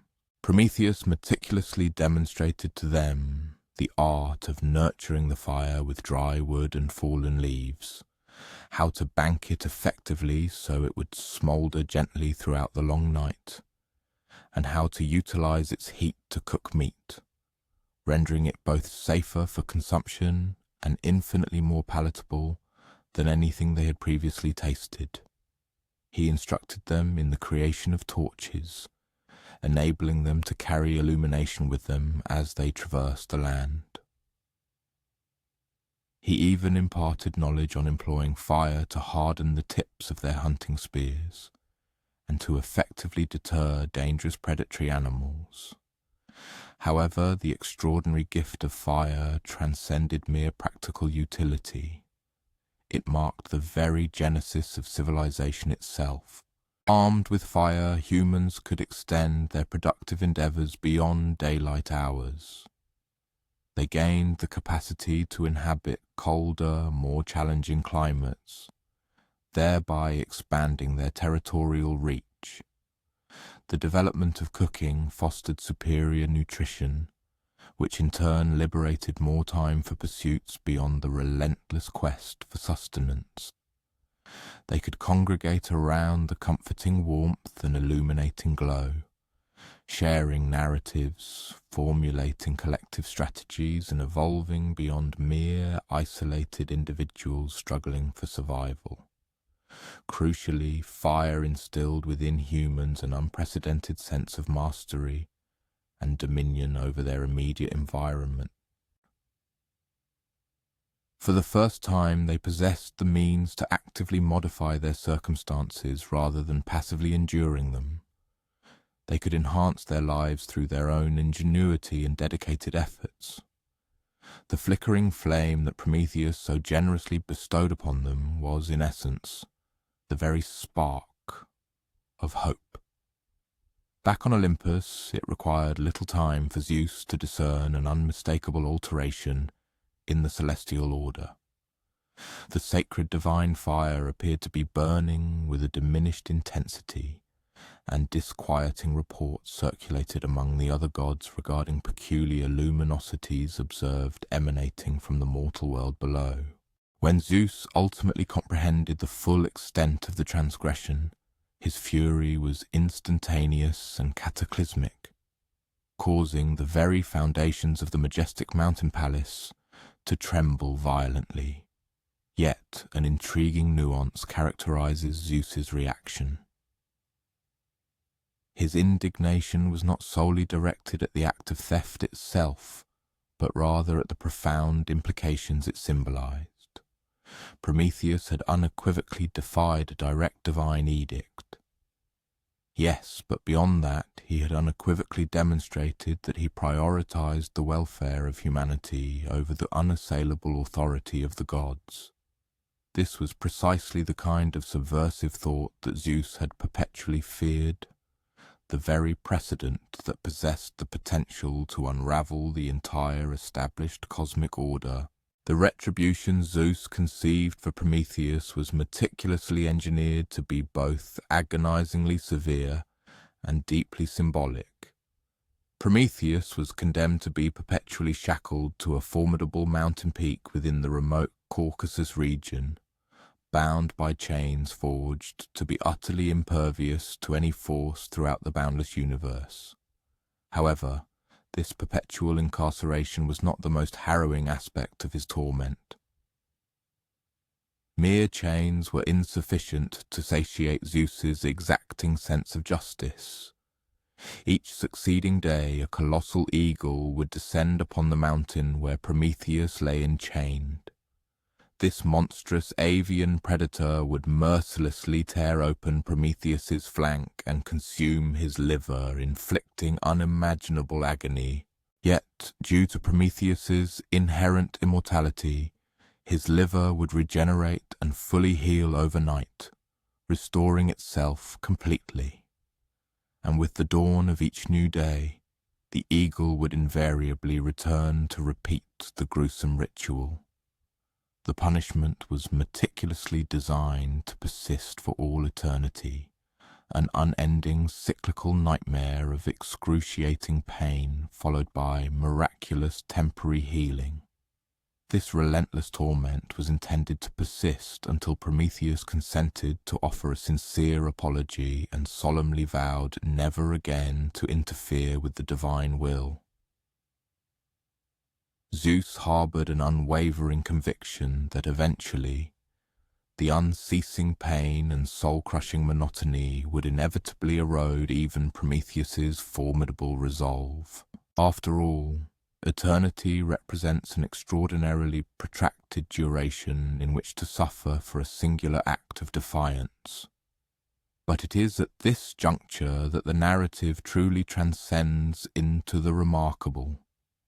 Despite the relentless daily agony, despite the profound isolation and the interminable repetition of his suffering, Prometheus never once harbored regret for his pivotal decision to aid humanity. When other deities visited his desolate mountain prison and gently suggested that he could terminate his agonizing punishment by simply offering an apology to Zeus, he consistently refused. Even when the searing pain rendered coherent speech a monumental effort, his rationale was both straightforward and profoundly insightful. He had witnessed the immense potential humanity possessed when equipped with the essential tools to elevate their existence. Even from his bleak mountain confinement, he could observe the tendrils of smoke from their burgeoning fires spreading across the vast world below. He knew, with absolute certainty, that they were now preparing more nutritious food, finding warmth during the unforgiving winters, and embarking upon the development of the foundational arts and sciences that fire had so generously made possible. Every single day of his excruciating pain, Prometheus firmly believed was a worthy price paid for something truly invaluable. Humanity, for its part, never allowed the memory of Prometheus's profound deed to fade. They revered him as the fire-bringer, perpetuating his legend through countless narratives that lauded his extraordinary courage and monumental self-sacrifice. Some traditions even posited that the unique human capacities for abstract thought, innovative creation, and deep affection stemmed directly from Prometheus having infused them with a portion of his own divine essence, bestowed alongside the elemental gift of fire. In their artistic expressions and poetic verses, he was perpetually commemorated not as a deity who had faced divine retribution, but as a quintessential hero whose ultimate choice prioritized altruistic love over personal security. Ultimately, after enduring countless centuries of torment, Prometheus was released from his arduous punishment. Yet the tale of his liberation is reserved for another tranquil evening. The paramount concern for the present moment lies in comprehending the profound significance of his sacrifice and discerning the impetus behind his willingness to suffer so immensely for the welfare of beings he barely knew. His motivation was not driven by the pursuit of glory, the desire for public acclaim, or even the expectation of gratitude. Instead, it was rooted in a singular vision, perceiving the latent capabilities within others and committing to endure any hardship necessary to facilitate the blossoming of that potential into tangible reality. Perhaps this stems from Prometheus's unique understanding, an insight that Zeus, consumed by his imperative to maintain absolute power and cosmic order, seemed to have overlooked. The most profound and lasting gift one can bestow upon another is not merely comfort or protection, but rather the essential instruments required for them to forge their own comfort and security. The flame he brought was more than a means for warmth or culinary preparation. It embodied the fundamental principle that humankind merited the opportunity to elevate their own existences to transcend their inherent limitations. And it is possibly this enduring message that renders this ancient narrative so resonant even today, as our minds wander towards slumber, contemplating the pivotal decisions we make and the sacrifices we are prepared to undertake for our deepest convictions. Each instance where an individual jeopardizes their personal ease to assist others, every time someone elects to disseminate knowledge or resources capable of improving the world, they are, in essence, treading the path of Prometheus, the venerable Titan, who concluded that certain ideals warrant suffering, and that the illumination we extend to others is never diminished by its generous diffusion. Recall how Prometheus grasped the notion that sometimes unconventional thinking is indispensable for surmounting seemingly intractable dilemmas. Well, another narrative concerning innovative thought unfolds, though this one emerges from the crucible of war rather than the divine pantheon. Following a grueling decade of incessant hostilities, the combatants on both opposing sides were afflicted by a weariness that permeated far deeper than a mere need for restorative sleep. Their exhaustion was etched into their very bones, into the core of their spirits, born of prolonged separation from their homes and families, and the relentless struggle for a cause whose clarity seemed to diminish with each passing season. It was within this pervasive atmosphere of profound fatigue and yearning for cessation that one of history's most celebrated stratagems was conceived. Its genesis lay not in malice or animosity, but in the simple, desperate desire of thousands of men to finally return to their spouses and offspring, and to reclaim the peaceful lives they had forsaken so many years prior. The protracted conflict at Troy had stretched on for such an extraordinary duration that a significant number of the younger soldiers possessed no clear recollection of existence before its commencement. They had been raised within the confines of military encampments, acquiring their proficiencies in the brief lulls between engagements and forging their most profound bonds of friendship in the imposing shadow of city walls that consistently defied all attempts at penetration. For this generation, warfare had transcended its definition as merely an activity. It had become inextricably intertwined with their very identities. Troy itself was an extraordinary metropolis, strategically positioned on a commanding hill overlooking the vast expanse of the sea, encircled by fortifications of such immense thickness and height that they appeared to be the handiwork of primordial giants rather than human architects. The colossal stones were fitted with such meticulous precision that it was impossible to insert even a knife blade between their seams, and they ascended from the earth like natural, formidable cliffs, creating the impression that the city had organically emerged from the very bedrock of the hill rather than being constructed upon it. The Trojan populace within possessed abundant provisions of food and water, formidable defensive structures, and the distinct advantage of engaging in combat on their native soil. They were intimately familiar with every thoroughfare and narrow passage, every clandestine route and concealed portal. The Greek forces encamped outside, while boasting superior numerical strength and some of the world's most formidable warriors, had achieved remarkably little progress after a full decade of relentless effort. Their endeavour was akin to attempting to pulverize a mountain with mere hammers, an utterly exhausting and seemingly futile undertaking that yielded no discernible results. It was Odysseus, the sagacious monarch of the island of Ithaca, who ultimately devised the ingenious concept destined to bring the protracted war to its conclusion. Odysseus was renowned for his exceptional astuteness, not the ostentatious theatrical form of intellect that inspires grand orations, but rather the pragmatic problem-solving acumen that discerns how to achieve objectives when conventional approaches have unequivocally failed. He possessed a mind capable of scrutinizing an insurmountable predicament and perceiving the solitary, subtle detail that had eluded all others.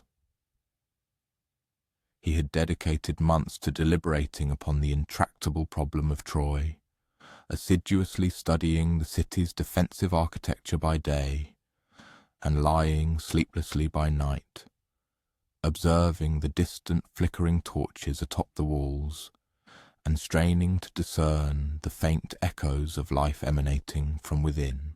He meticulously observed the daily routines of its defenders, tirelessly searching for any vulnerability or recurring pattern that might be exploited.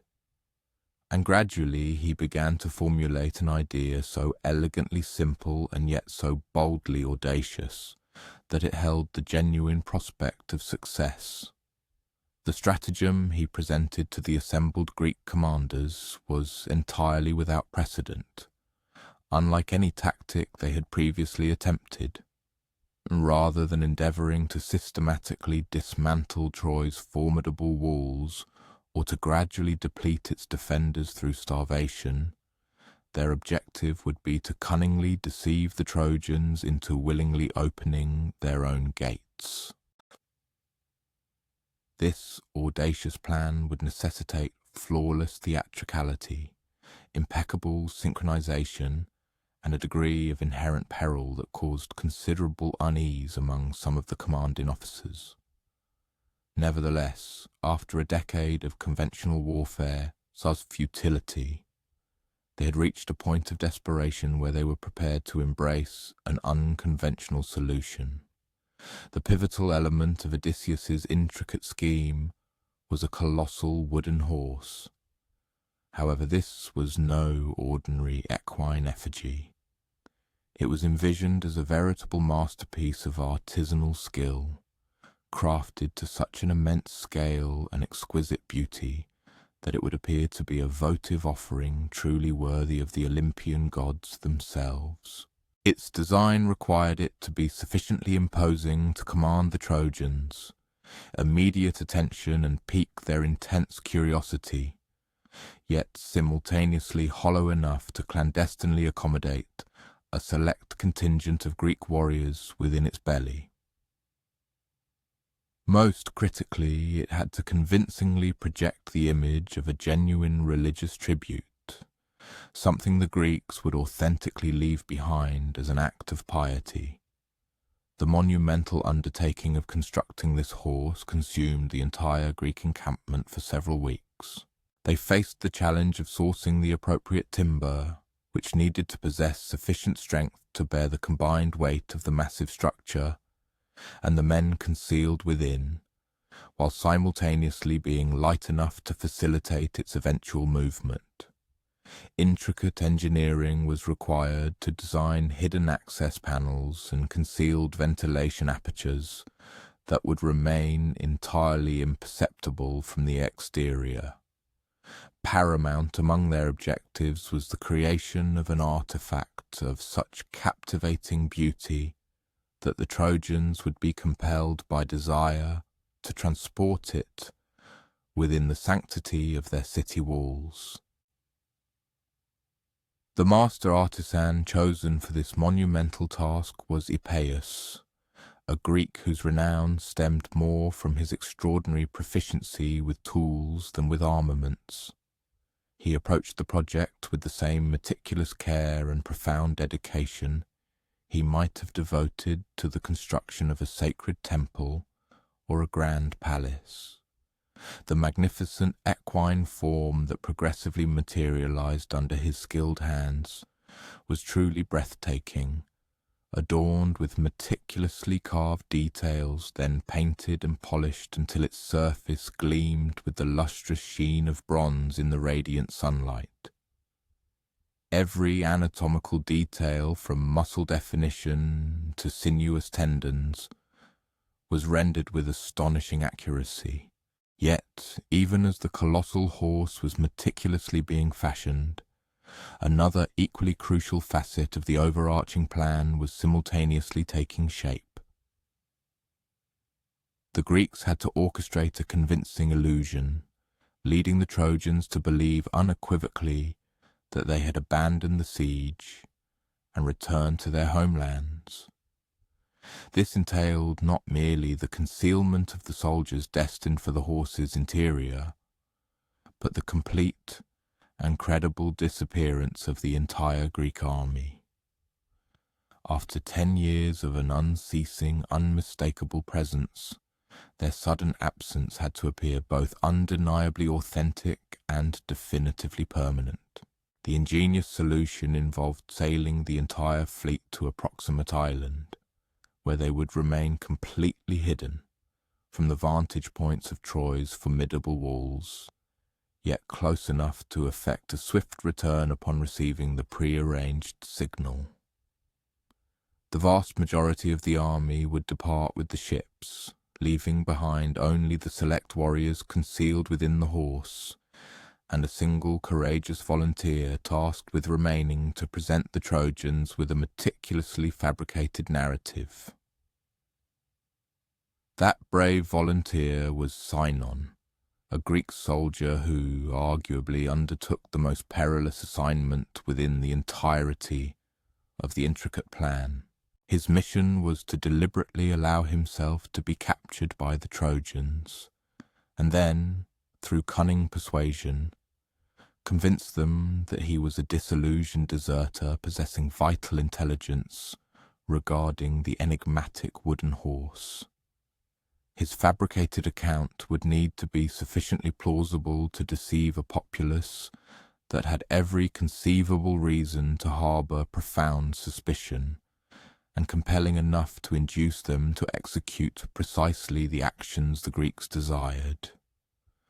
On the fateful morning when the intricate plan was finally set into motion, the Trojans awoke to an astonishing sight, something they had never dared to anticipate. The sprawling Greek encampment was utterly deserted. The multitudinous ships that had crowded their harbour for a full decade were conspicuously absent. The cooking fires, which had burned ceaselessly, were now cold ashes. The tents had been methodically dismantled, all equipment loaded, and the vast, formidable army that had relentlessly besieged their city had vanished as completely as a fleeting dream at the break of dawn. The Trojans' initial reaction was one of profound, cautious disbelief. After enduring 10 grueling years of relentless warfare, the sudden and complete disappearance of their formidable enemies seemed almost too miraculous to be true. Scouts were immediately dispatched to meticulously scour the abandoned camp for any telltale signs of a hidden trap, while others ascended to the city's highest watchtowers to scan the distant horizon for any discernible trace of the Greek fleet. Yet the vast sea stretched empty to the far reaches of the horizon, and the deserted camp exhibited every indication of a hasty, yet unequivocally genuine departure. As the hours slowly passed and no deceptive snare was revealed, a palpable wave of excitement began to ripple through the beleaguered city. Could it truly be over? Had the Greeks genuinely conceded defeat and sailed for home? The colossal wooden horse, standing in silent majesty on the beach, swiftly became the focal point of intense curiosity and fervent debate. While some citizens marvelled at its aesthetic beauty, others perceived it as an ominous omen, yet everyone conceded that it was an object utterly impossible to disregard. The populace of Troy found themselves in a state of profound division regarding the colossal wooden structure that now rested outside their formidable walls. Some among the Trojans were immediately convinced it represented a cunning stratagem, a deceptive artifice of some sort, asserting that it ought to be instantly dismantled and consigned to oblivion. Conversely, a significant faction contended with fervent conviction that it was undeniably a sacred votive offering, intentionally abandoned by the Greeks to mollify the offended deities following their protracted but ultimately unsuccessful siege of the city. A smaller, more pragmatic contingent put forth the notion that, irrespective of its original intent or purpose, the sheer intrinsic value of the object rendered it worthy of preservation. This intense deliberation stretched for many hours, characterized by impassioned arguments and vigorous advocacy from every conceivable viewpoint. It was precisely amidst this fervent and protracted debate that Sinon was discovered, secreted away within the desolate remnants of the Greek encampment, seemingly endeavouring to evade detection. When he was subsequently brought before the assembled Trojan leadership, he presented a meticulously crafted image of genuine terror and profound reluctance to utter a single word. This carefully cultivated impression, of course, was precisely the effect he had intended to project. Such a display of fear and palpable hesitation proved far more persuasive and disarming than any eager or readily offered cooperation might have been. The narrative Sinon wove was intricately constructed, meticulously tailored to exploit his intimate understanding of Trojan psychological predilections and deeply held beliefs. He masqueraded as a deserter, claiming to have fled the Hellenic army after being cruelly designated as a human sacrifice, an offering intended to secure propitious winds for their arduous homeward voyage. The immense wooden horse, he asserted, was indeed a sacred tribute, specifically fashioned to placate the goddess Athena, whose divine wrath the Greeks had incurred by daring to pilfer a hallowed statue from her revered temple within the very heart of Troy. But here, he emphasized, lay the pivotal, most crucial element of his fabricated account. The Greeks, he declared, had deliberately engineered the horse to be of such colossal proportions that it would be physically impossible to maneuver through Troy's magnificent gates.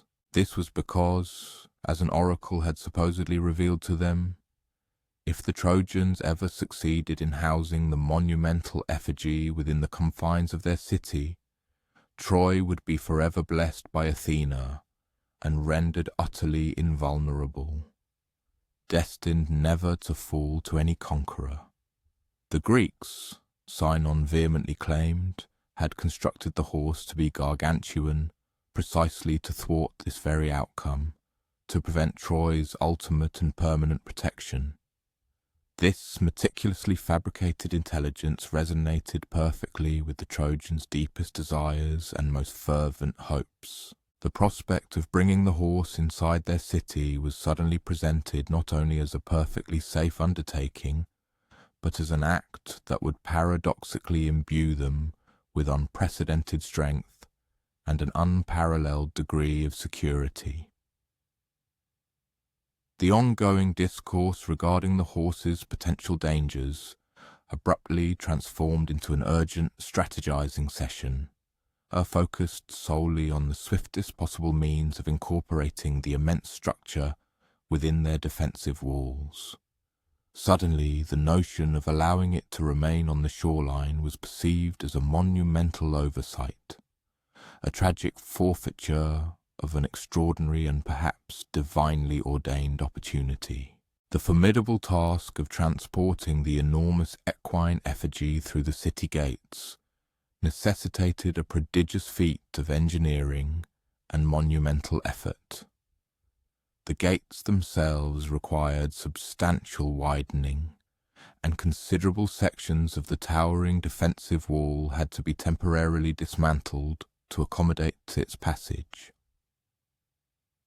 This Herculean endeavour consumed the better part of the day, and involved the collective exertions of hundreds of individuals, but eventually the magnificent wooden horse stood majestically in the central square of Troy, encircled by jubilant citizens who were utterly convinced they had not merely achieved a decisive victory, but had secured an everlasting guarantee of their cherished city's inviolable safety.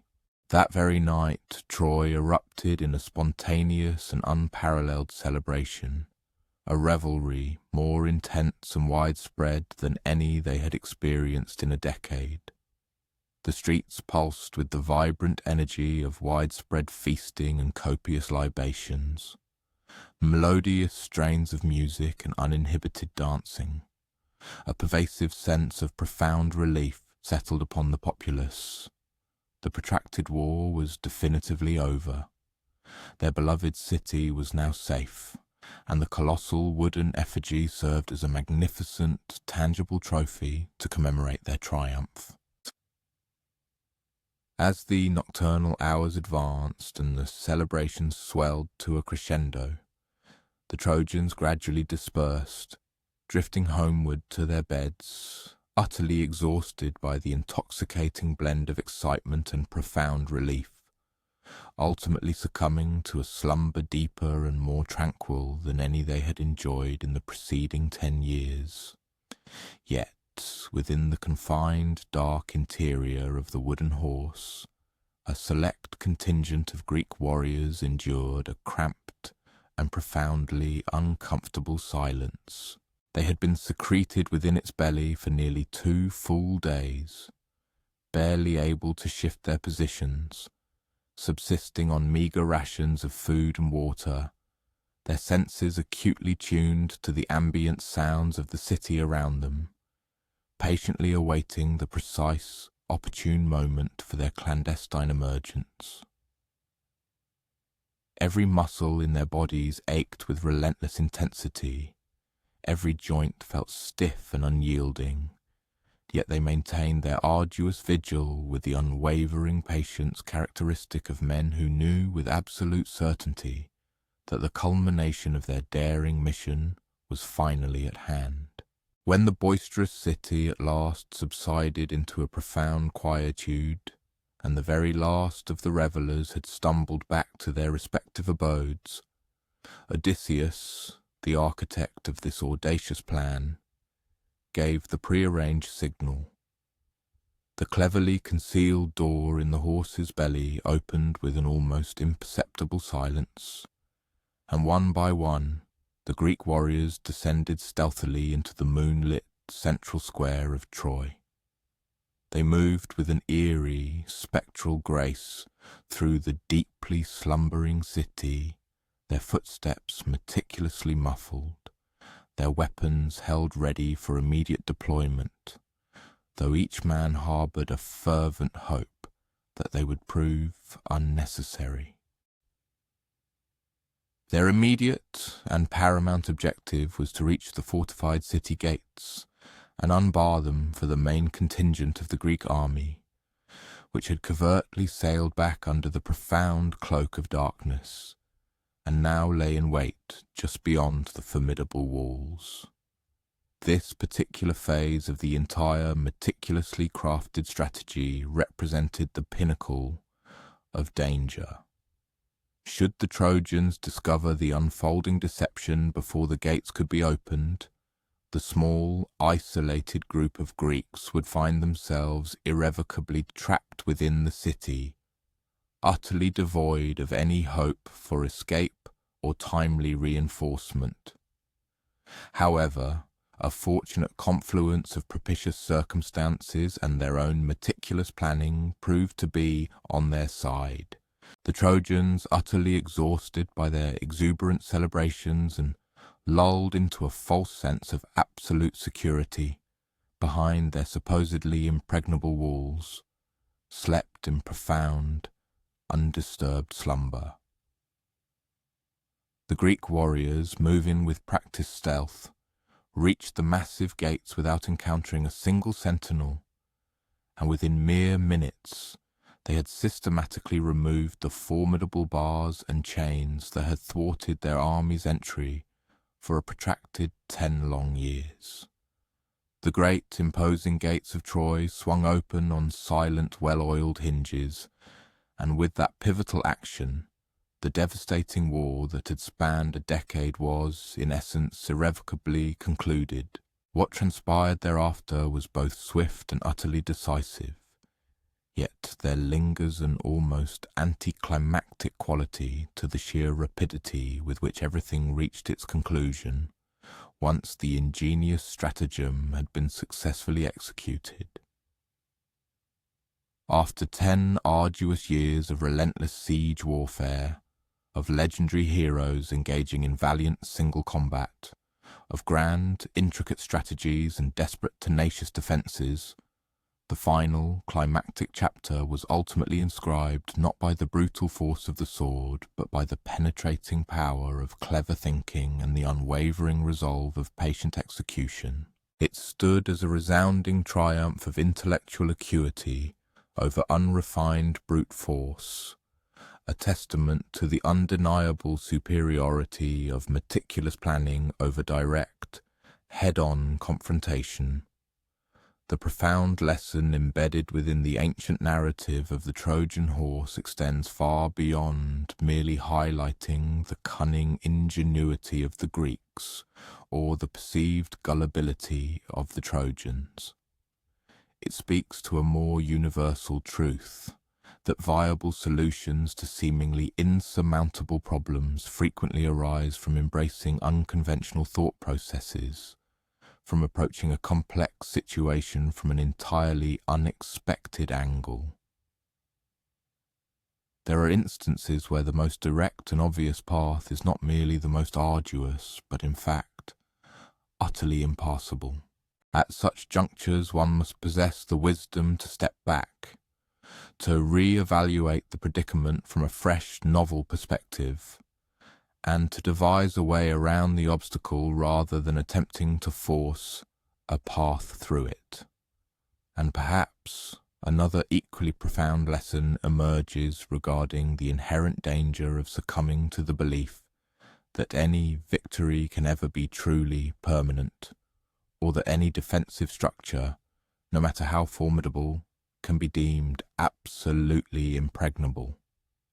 The Trojans had, against all odds, endured 10 years of relentless siege, had valiantly repelled every single assault, and had outlasted every conceivable strategy their determined enemies could devise. Consequently, their unwavering confidence in the unyielding strength of their walls and the vigilance of their guards was, for a considerable time, entirely reasonable and well-founded. Until, that is, it tragically ceased to be so.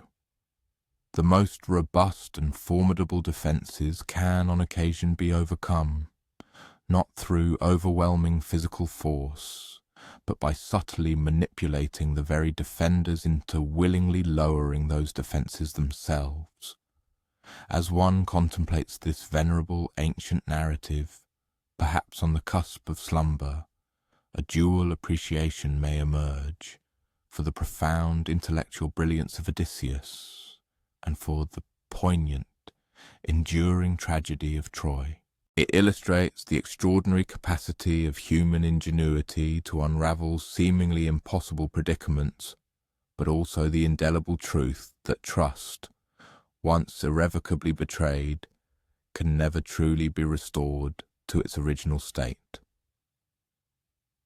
The wooden horse stands as an enduring, potent reminder that sometimes the most ostensibly beautiful and desirable gifts can ultimately come at the most exorbitant and devastating prices, and that the human mind, when judiciously and skillfully applied, can wield a power far exceeding that of all the armies in the world combined.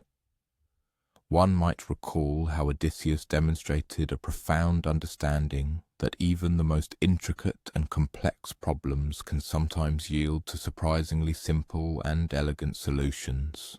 Well, there exists another compelling narrative, one that chronicles a journey of a distinctly different character. This particular odyssey commenced as a relatively straightforward quest, but gradually blossomed into an undertaking of vastly greater complexity and peril. This is the captivating tale of Jason and his magnificent ship, laden with a crew of legendary heroes embarking on a perilous voyage toward a treasure that seemed impossibly elusive, across treacherous seas that tested their resolve and capabilities in ways they had never anticipated. Jason's compelling story began, as many epic narratives do, with one of those familial disputes that, though appearing insignificant at their inception, ultimately possessed the power to profoundly shape entire lifetimes. His uncle Peleus had audaciously usurped the throne that rightfully belonged to Jason's father. Now, having matured into a formidable young man, Jason had returned to assert his legitimate claim to the kingship. This was precisely the kind of volatile confrontation that, in other circumstances, could have easily ignited a devastating civil war, leading to years of brutal fighting and widespread bloodshed, were it not for Peleus's inherent cunning and shrewdness. Instead of engaging Jason in direct open combat, Peleus presented him with a deceptive proposition. He declared he would willingly relinquish the throne, he said, but only if Jason could successfully accomplish one singularly daunting task: to retrieve the fabled golden fleece from the distant and perilous land of Colchis. This appeared on the surface to be a perfectly reasonable request, perhaps even a magnanimous offer, until one grasped the chilling truth. No one who had ever embarked upon the quest for the golden fleece had ever returned alive. Peleus was, in essence, offering to bestow upon Jason the crown in exchange for Jason's certain demise.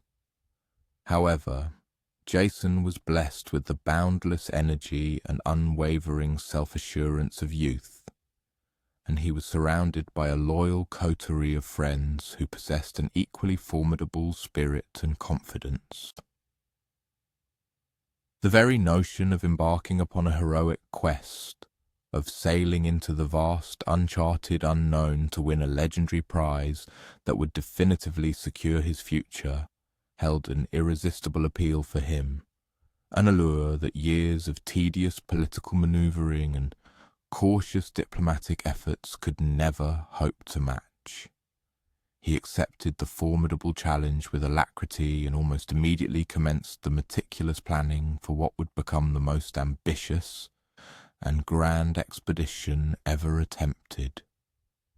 The critical initial phase of this monumental undertaking involved the construction of a ship truly worthy of such an epic mission. This was not destined to be a mundane trading vessel or a simple fishing boat, but rather a bespoke craft designed with singular purpose for extensive, long-distance travel through notoriously dangerous waters. Jason commissioned the renowned master shipbuilder Argus to conceive and create a vessel unlike anything that had ever been seen before. He envisioned a ship of sufficient size to accommodate a distinguished crew of heroes, possessing enough speed to outmaneuver swift pirates and colossal sea monsters, and boasting the structural integrity to withstand whatever ferocious storms and tempestuous seas they might encounter on their arduous voyage. The vessel that Argus ultimately constructed was nothing short of magnificent.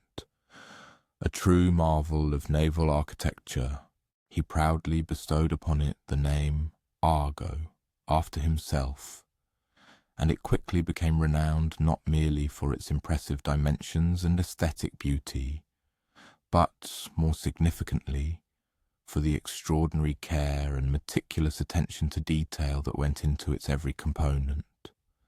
The sacred timber used in its construction was sourced from hallowed groves, having been blessed by the gods themselves. Its majestic figurehead was intricately carved from an ancient oak that possessed the mystical ability to utter prophecies. Every rope, every sail, and indeed every single wooden peg was meticulously placed with the consummate precision of a master craftsman who harboured a profound and personal understanding that the very lives of legendary heroes would ultimately depend upon the flawless execution of his monumental work. A vessel, regardless of its exceptional craftsmanship, ultimately derives its efficacy from the calibre of its crew. Jason, therefore, required mariners who possessed not merely proficiency, but an indomitable spirit capable of confronting the seemingly insurmountable and persevering through relentless adversity. A clarion call resonated throughout the Hellenic lands, inviting heroes to enlist in this audacious expedition. The response proved nothing short of phenomenal. From every corner of the Greek world converged warriors of renown, gifted musicians, unparalleled athletes, and intrepid adventurers, each contributing their distinct aptitudes and compelling personal narratives. Among them stood Heracles, of course, the mightiest mortal ever to draw breath, whose very presence was often sufficient to deter potential adversaries. There was also Orpheus, the legendary lyre player, whose enchanting melodies possessed the power to pacify untamed beasts and soothe even the most savage of hearts. The twin brothers, Castor and Pollux, celebrated for their prowess in pugilism and their exceptional horsemanship, also answered the summons, and Atalanta, the peerless huntress famed for her unmatched fleetness of foot and her unerring skill with the bow, added her unique talents to the roster. Each of these valiant individuals, soon to be known collectively as the Argonauts, imbued the quest with a singular advantage. Some were celebrated for their formidable physical might, while others were revered for their profound sagacity. A select few possessed the intricate knowledge of celestial navigation, capable of deciphering the cryptic messages of the stars to guide their course.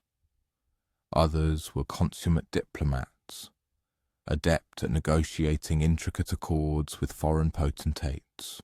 Still, others were simply courageous young men, driven by an insatiable yearning for adventure, captivated by the romantic allure of venturing into uncharted territories in the esteemed company of living legends.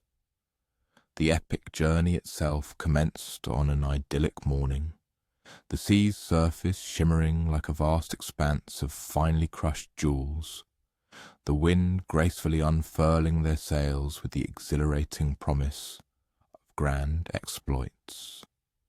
The Argo, their magnificent vessel, sliced through the tranquil waters with the precision of a finely honed blade, propelling its heroic complement towards the distant fabled shores of Colchis, where the coveted golden fleece awaited its destiny.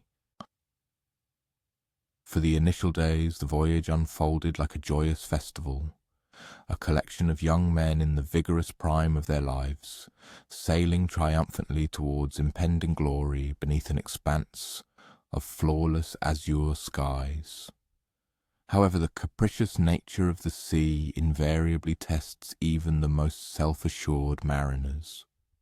The Argonauts soon came to the stark realization that their true tribulations lay not in merely reaching Colchis, but in the arduous Odyssey itself.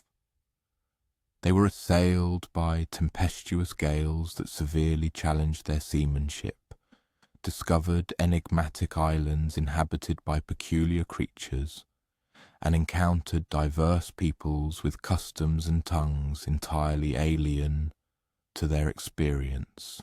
Each passing day unfurled a fresh array of conundrums demanding resolution and novel proficiencies requiring acquisition. One of their earliest and most formidable obstacles presented itself when they were compelled to navigate the perilous passage of the Symplegades, the infamous clashing rocks that acted as a formidable guardian to the entrance of the Black Sea.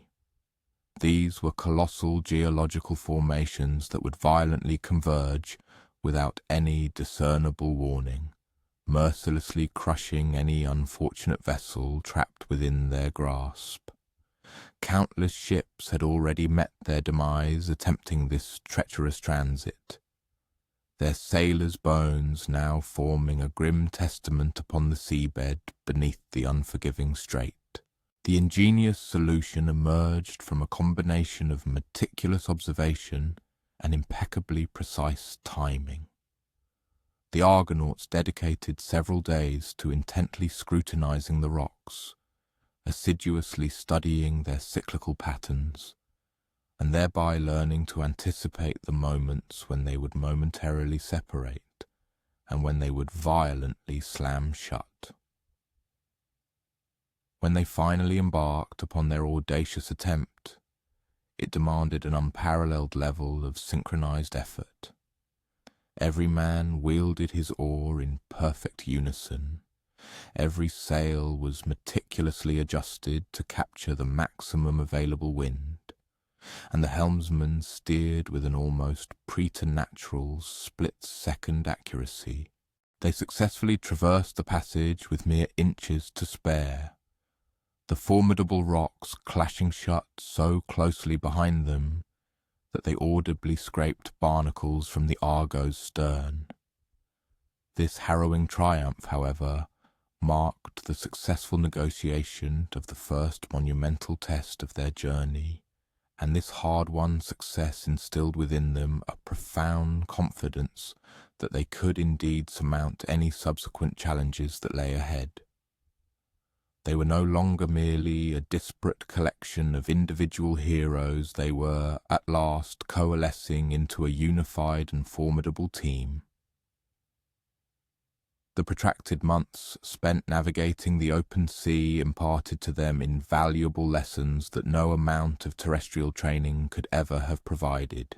They learned the critical art of collaborative effort under intense pressure, cultivated an unwavering trust in each other's diverse competencies, and mastered the equitable distribution of responsibilities and shared hardships without fostering resentment.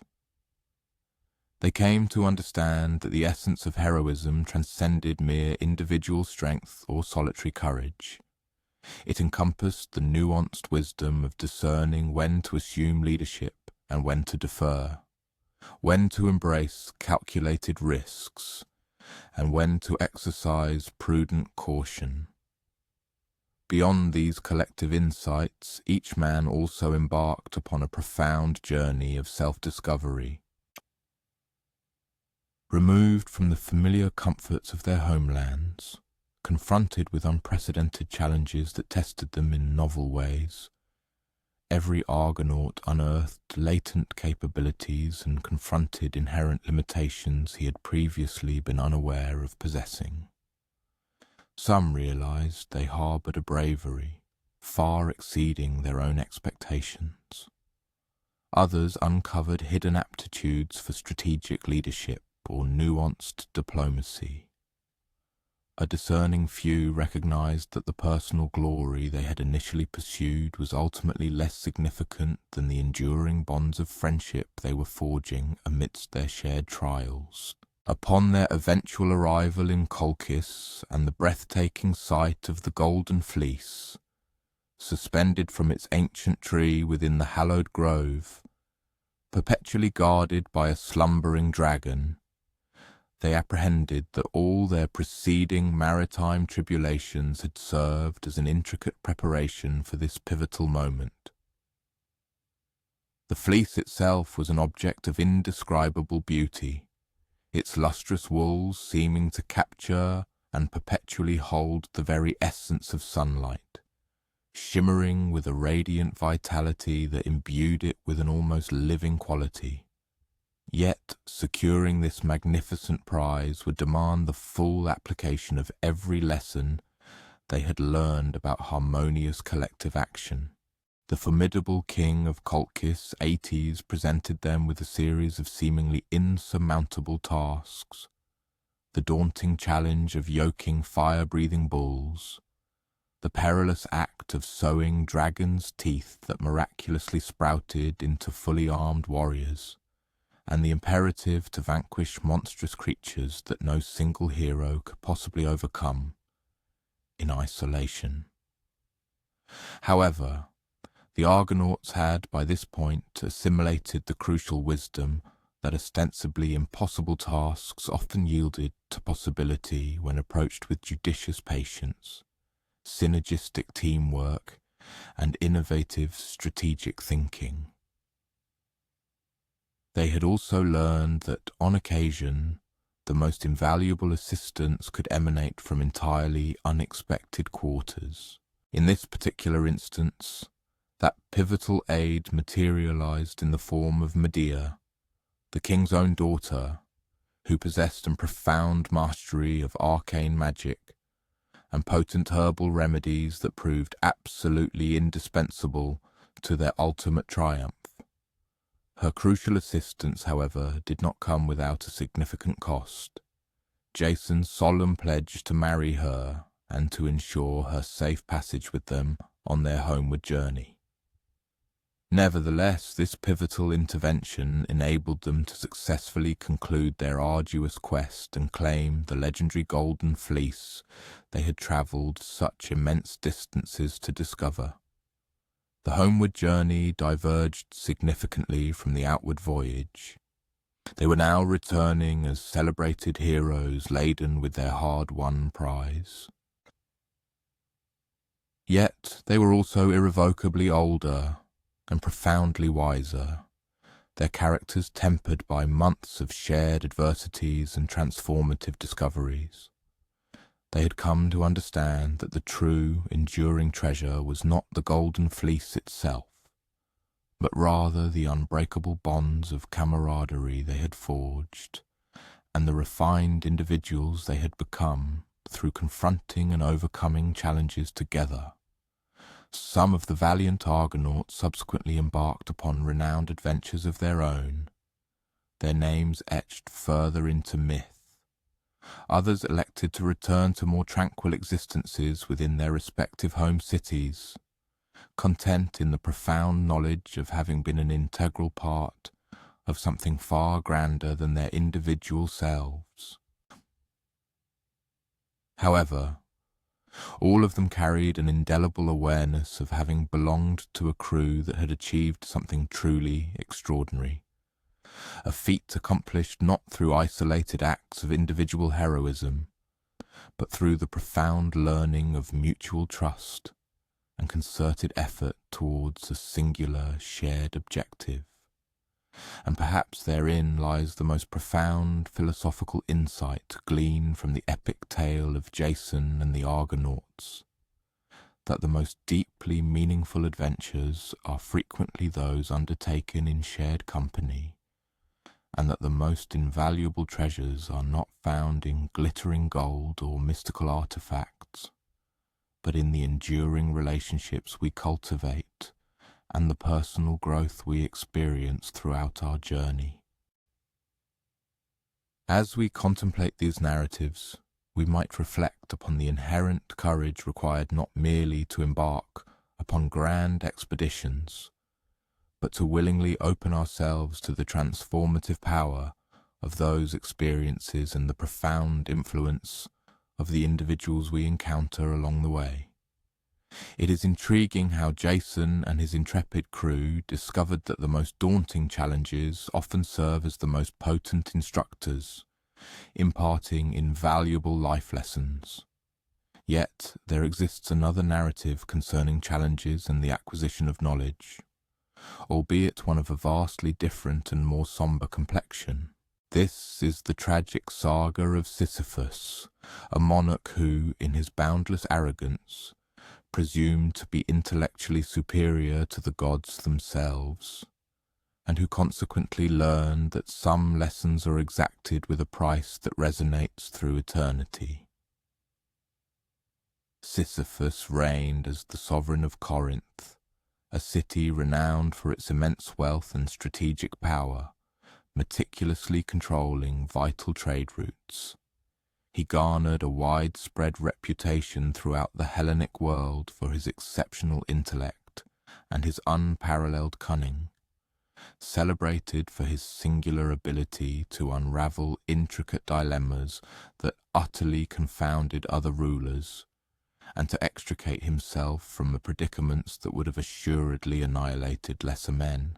He harboured an immense pride in these formidable faculties, and it was perhaps this burgeoning self-admiration that ultimately led him to the hubristic conviction that he could outmaneuver anyone, even the immortal Olympian deities.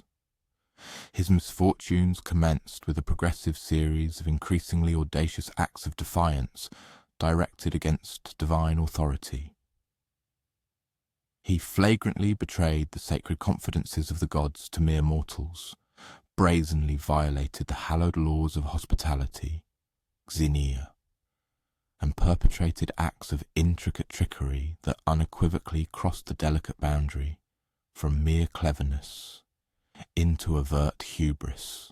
Each instance where he ingeniously managed to evade the inevitable repercussions through some novel stratagem or astute manipulation only served to further inflate his already considerable confidence in his own intellectual supremacy. The ultimate transgression occurred when Thanatos, death itself, descended to claim him. Sisyphus, with astonishing audacity, managed to trick the primordial entity of death into donning a pair of incapacitating manacles, thereby rendering him utterly incapable of fulfilling his essential cosmic function. For a period, mortality ceased to exist across the entire world, a phenomenon initially perceived as a miraculous boon until humanity gradually awakened to the catastrophic problems it engendered. The elderly were denied the solace of eternal rest. The wounded remained perpetually mired in their unbearable suffering, and the fundamental natural order of life and death was utterly disrupted. The Olympian gods were compelled to intervene decisively to re-establish universal equilibrium, liberating death and ensuring that Sisyphus would, at long last, be held accountable for his manifold transgressions. Yet, even within the shadowy confines of the underworld, Sisyphus's inveterate scheming persisted. He cunningly persuaded his wife to neglect the customary funerary rites, subsequently exploiting this very omission as a pretext to petition for temporary re-entry to the world of the living, ostensibly to rectify the oversight. Once granted this reprieve and returned to the mortal realm, he, of course, adamantly refused to honour his commitment to return to the netherworld. It required a protracted period of years for the gods to finally apprehend him once more and forcibly drag him back to the underworld, where they collectively resolved that any conventional form of punishment would prove utterly insufficient for an individual so persistently ingenious and defiantly rebellious. Sisyphus, they concluded, demanded a retribution that would endure for all eternity, one meticulously crafted to specifically address his unique and destructive combination of intelligence, boundless pride, and unyielding determination. The divine retribution conceived for Sisyphus was at once ingeniously straightforward and utterly dreadful. His perpetual sentence dictated that he would endure an endless existence propelling a colossal boulder up a rugged mountain. With each passing day he would exert immense effort and toil relentlessly to heave the monumental rock towards the apex. Yet with cruel inevitability, every night, precisely as he neared the peak, the ponderous stone would plummet back down to the base, condemning him to recommence the arduous cycle anew with the dawn. It stood as a labour simultaneously unachievable and obligatory, profoundly significant and utterly devoid of purpose. The captivating aspect of this particular form of chastisement lay in its impeccable alignment with Sisyphus's transgressions. Throughout his mortal existence, Sisyphus had habitually employed his days exercising his cunning intellect to circumvent repercussions, to devise expedient routes, and to acquire advantages without ever rendering due recompense.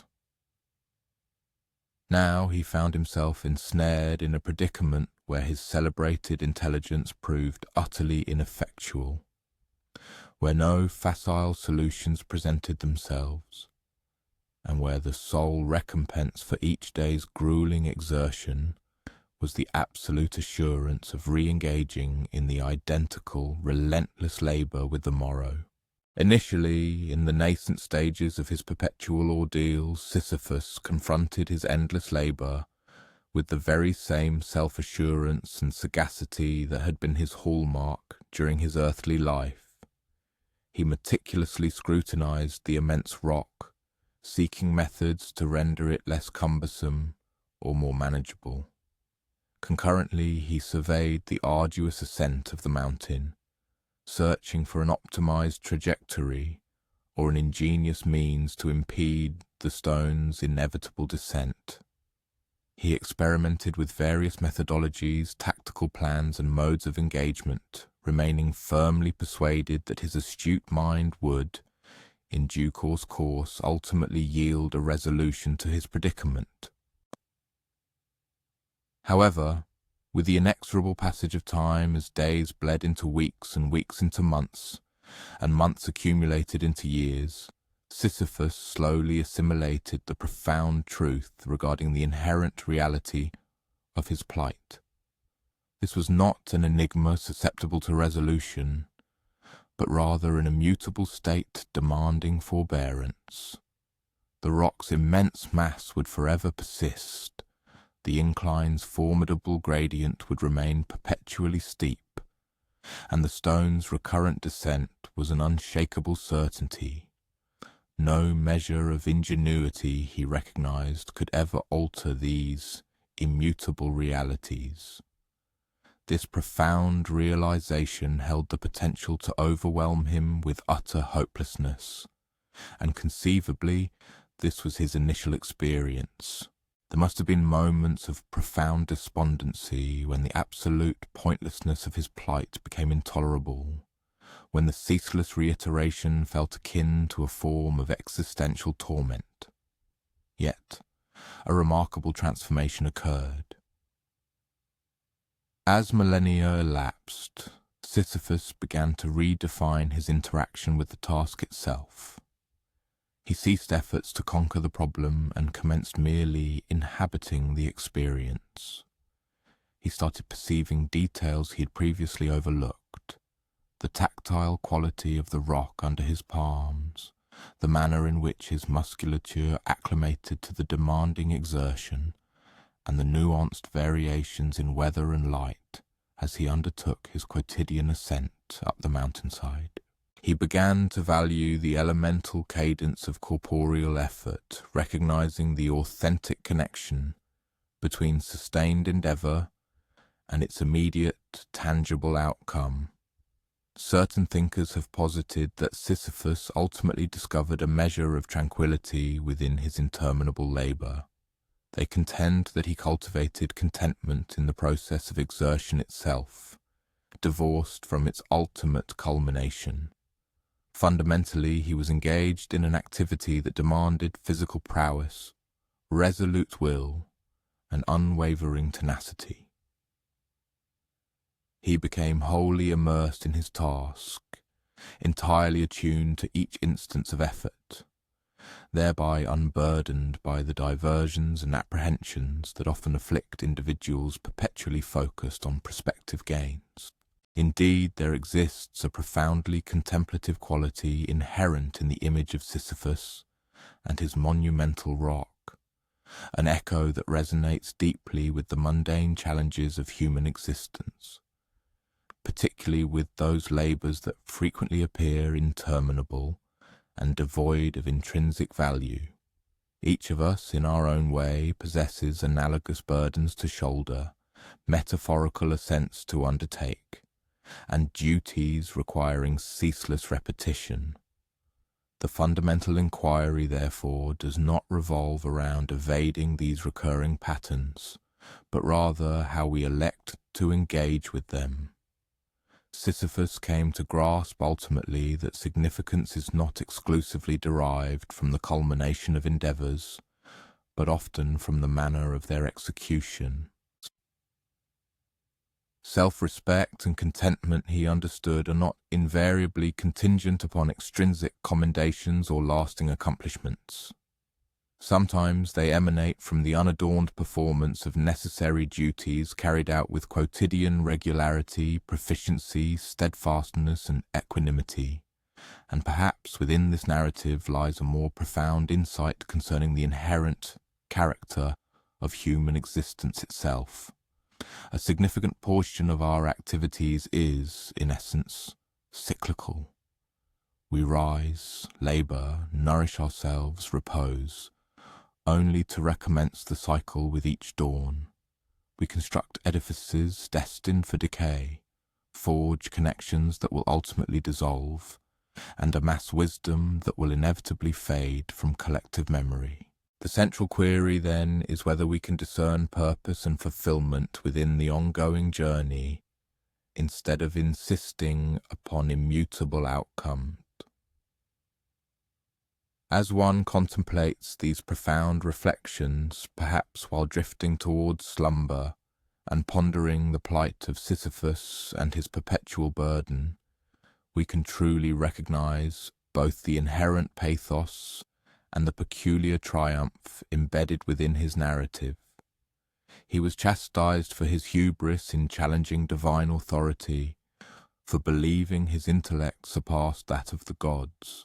Yet, through the cultivation of acquiescence to his punishment, he may have unearthed a profound insight that remained elusive throughout his mortal sojourn: the comprehension that the act of labour can be intrinsically gratifying, and that there exists an inherent nobility in unwavering steadfastness, even when the endeavour appears ceaseless. The compelling narrative of Sisyphus profoundly illustrates how certain paramount truths of existence emerge from the embrace of unalterable circumstances. Indeed, another narrative unfolds, one similarly imbued with themes of resignation and sagacity, though this account is set within a hallowed sanctuary where pilgrims journeyed from every corner of the antique globe, pursuing resolutions to inquiries that disturbed their nocturnal repose. This is the story of Delphi, where the deity Apollo communicated via a human female, and where taciturnity occasionally conveyed greater profundity than verbal pronouncements. Delphi nestled upon the flanks of Mount Parnassus, within a topography seemingly sculpted by the divine architects themselves, to evoke profound reverence and thoughtful introspection. The sacred edifice adhered to the rugged terrain with the delicate tenacity of an avian dwelling, enveloped by verdant olive orchards and crystalline springs emanating from subterranean depths. It was a locale where the demarcation between terrestrial and celestial realms felt exceptionally permeable, allowing common individuals to perceive the immanence of a power transcending their own being. The Delphic oracle was invariably a female, selected for her singular capacity to apprehend and elucidate the divine communications transmitted by Apollo. She was designated as the Pythia, named in homage to Python, the colossal ophidian that Apollo had vanquished to consecrate the location for his sanctuary. The office of the Pythia was simultaneously an esteemed privilege and an onerous responsibility.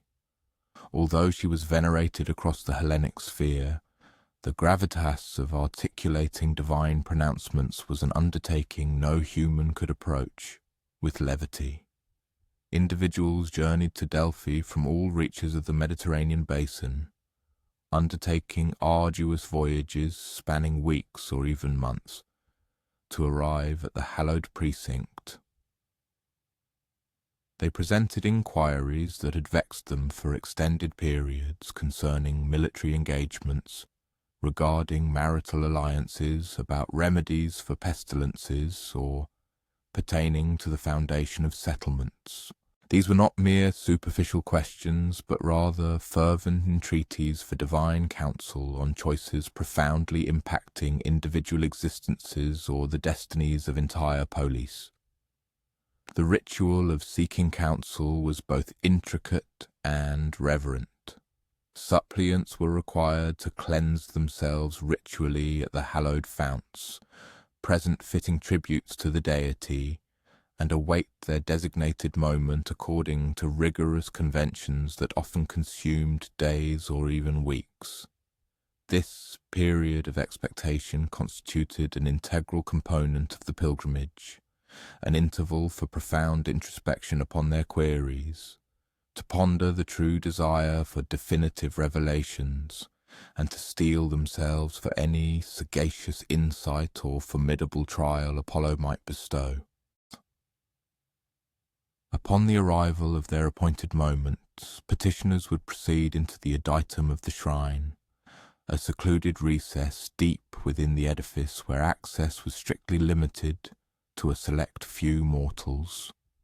There, enthroned upon a three-legged stool positioned above a chasm in the telluric surface from which enigmatic exhalations ascended, the Pythia would lapse into a prophetic ecstasy and commence articulating the pronouncements divinely inspired by Apollo. Yet it is at this juncture that the narrative acquires particular intrigue for individuals who discern the nuances of linguistic exchange.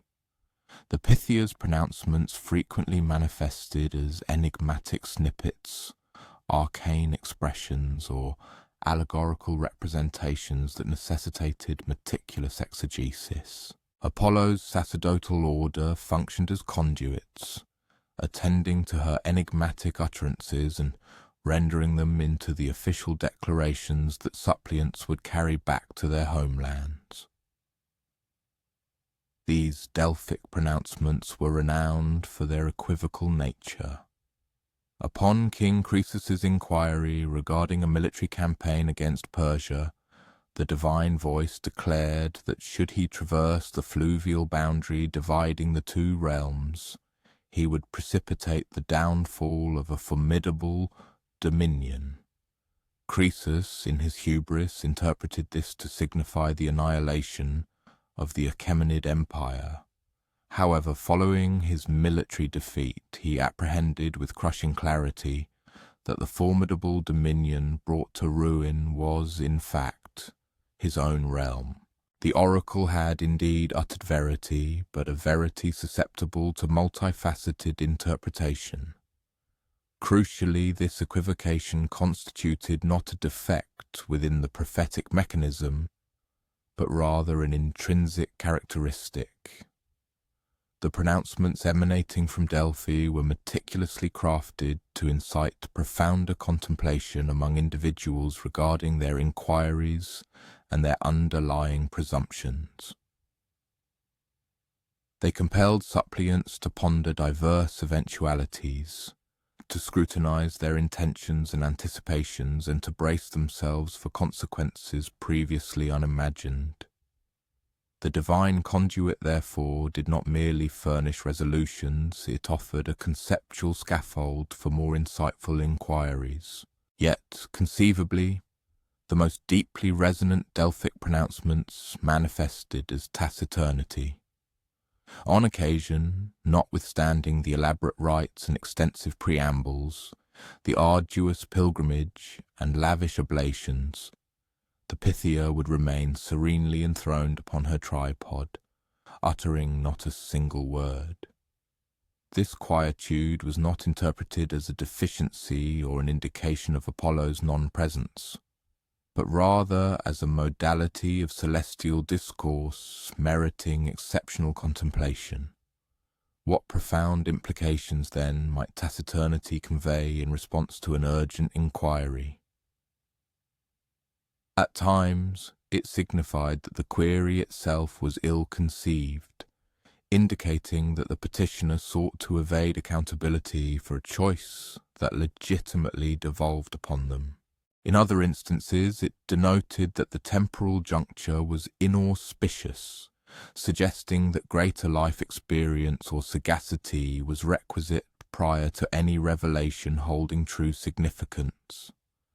Occasionally, it simply implied that the very act of undertaking the sacred journey and posing the inquiry held greater intrinsic value than the procurement of a definitive reply. The supplicants who encountered an absence of spoken prophecy as their ultimate response frequently discovered this silence to be more profoundly demanding, yet ultimately more enriching than those who were granted explicit pronouncements.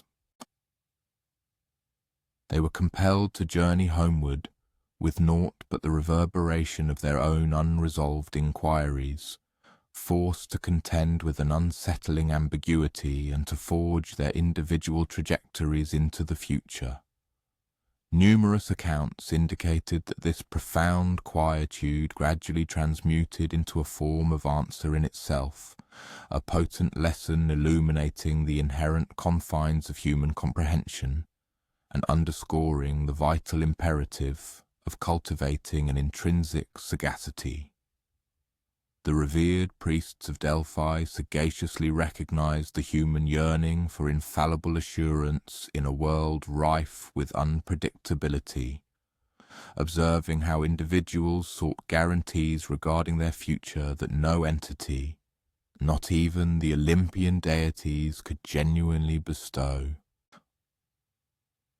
The oracular responses, whether delivered through articulated words or through a deliberate hush, were meticulously crafted to aid visitors in fostering a more nuanced engagement with uncertainty, not to eradicate it entirely, but rather to empower them to advance intrepidly despite its pervasive presence. There resides a profound sense of solace in conjuring the envisioned daily rhythm of Delphi throughout its many centuries of continuous operation. Each dawn, the priestly order would meticulously perform the sacred rites that consecrated and maintained the hallowed precinct. The Pythia, the chosen conduit, would undertake a rigorous spiritual purification and preparation. Throngs of supplicants would converge in the sun-dappled courtyard, exchanging their deepest aspirations and gravest anxieties with fellow pilgrims who had travelled from distant, disparate lands. The entire community was united in the shared understanding that some profound questions are simply too momentous to be addressed with hasty or facile solutions. The oracle at Delphi endured for more than a millennium, dispensing sagacious counsel to both individuals and city-states across the entire classical period. Its pervasive reach extended far beyond the confines of religious practice, permeating the spheres of politics, philosophical inquiry, and the minutiae of daily existence. The profound aphorism, "Know thyself," was etched onto the very wall of the temple, serving as an immutable reminder to every visitor that the most crucial wisdom commences with an honest and rigorous introspection. Eventually, as the classical era waned and novel spiritual doctrines gained ascendancy, the stream of devotees making the arduous pilgrimage to Delphi dwindled considerably. The final documented oracular response was delivered in the 4th century CE. Subsequent to this, the temple itself descended into a deep quietude.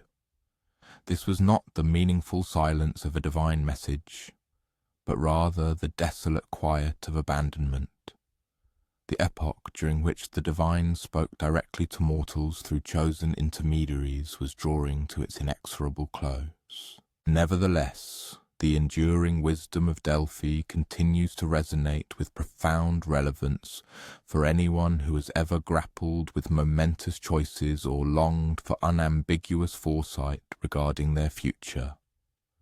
The oracle imparted that true sagacity springs not solely from possessing definitive solutions, but from cultivating the ability to pose more incisive inquiries. It suggested that uncertainty is not a problem to be solved, but a fundamental condition to be met with intrepidity and modesty. And perhaps most importantly, Delphi demonstrated that sometimes the most profound answers manifest not as articulated words, but as a potent silence, sacred spaces where we can discern our own inner wisdom speaking. Places where we can learn to trust ourselves to make difficult decisions without perfect knowledge of their ultimate outcomes. In moments of nocturnal repose, as we drift towards sleep, perhaps we can truly appreciate the intrinsic value of those tranquil interstices when we cease our ceaseless questioning and attend instead to the innate conviction residing within our deepest consciousness about what truly needs to be accomplished, recalling the Delphic oracle's profound instruction that sometimes the most profound wisdom emanates from accepting what we cannot fully comprehend or command. There is another narrative that speaks to acceptance and the inherent confines of mortal prowess, even when that strength surpasses any known to humanity. This is the compelling tale of Heracles, the legendary Heracles, a figure of unparalleled might, and how he came to understand that certain tribulations defied even his colossal capabilities. Heracles was born with innate endowments that, while appearing as divine favours, proved to be as much a bane as a boon. His strength was a literally transcendent physical power. As an infant, he effortlessly strangled venomous serpents with his bare hands. As a young man, he could dislodge immense boulders that would require teams of oxen to budge. Yet his prodigious strength was accompanied by a temper equally formidable in its destructive potential. That volatile combination would, in time, inevitably lead to tragedy. The cataclysmic event that irrevocably altered his destiny occurred during a fit of madness, malevolently orchestrated by Hera, who harboured an implacable animosity, having never forgiven Zeus for his dalliance with Heracles' mortal mother. In his temporary insanity, Heracles brutally slew his own wife and children, the very individuals he held most dear in the world. When the oppressive veil of madness lifted and he comprehended the horrific scope of his actions, the ensuing grief nearly annihilated him completely. Consumed by an agonizing imperative for expiation, Heracles desperately sought guidance from the oracle at Delphi. The Pythia delivered a solemn pronouncement he must undertake a grueling period of servitude under his cousin, Eurystheus, the craven monarch of Tiryns, for 12 years, and perform whatever labours Eurystheus assigned to him.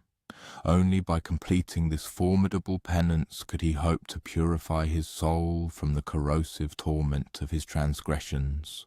Eurystheus, acutely aware of Heracles' formidable prowess and harbouring deep apprehension that his powerful cousin might eventually challenge him for the throne, resolved to assign tasks that would be insurmountable, even for a demigod.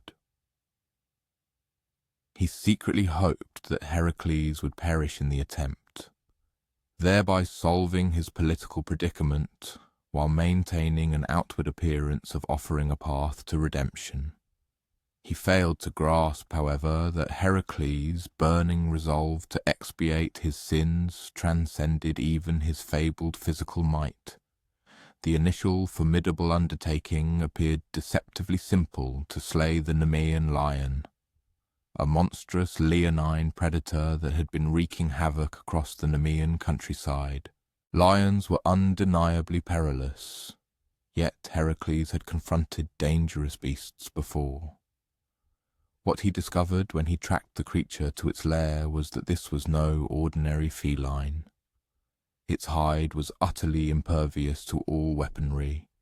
Its claws could rend through the finest armour, and its terrifying roar could paralyse grown men with sheer dread. Through arduous trial and harrowing error, Heracles painfully ascertained that conventional armaments were utterly useless against the creature. His arrows merely bounced off its hide. His sword could not penetrate its impenetrable skin. His spear shattered against its adamantine skull. But Heracles possessed something more valuable than any weapon. He possessed patience born of desperation and the unwavering willingness to adapt his approach when the obvious methods failed. Eventually he realized that if he couldn't wound the lion with external implements, he would have to resort to his bare hands and his superior strength. He grappled ferociously with the colossal beast within its very den, employing his immense muscular power to slowly constrict the life from it, in a titanic struggle that endured for countless hours.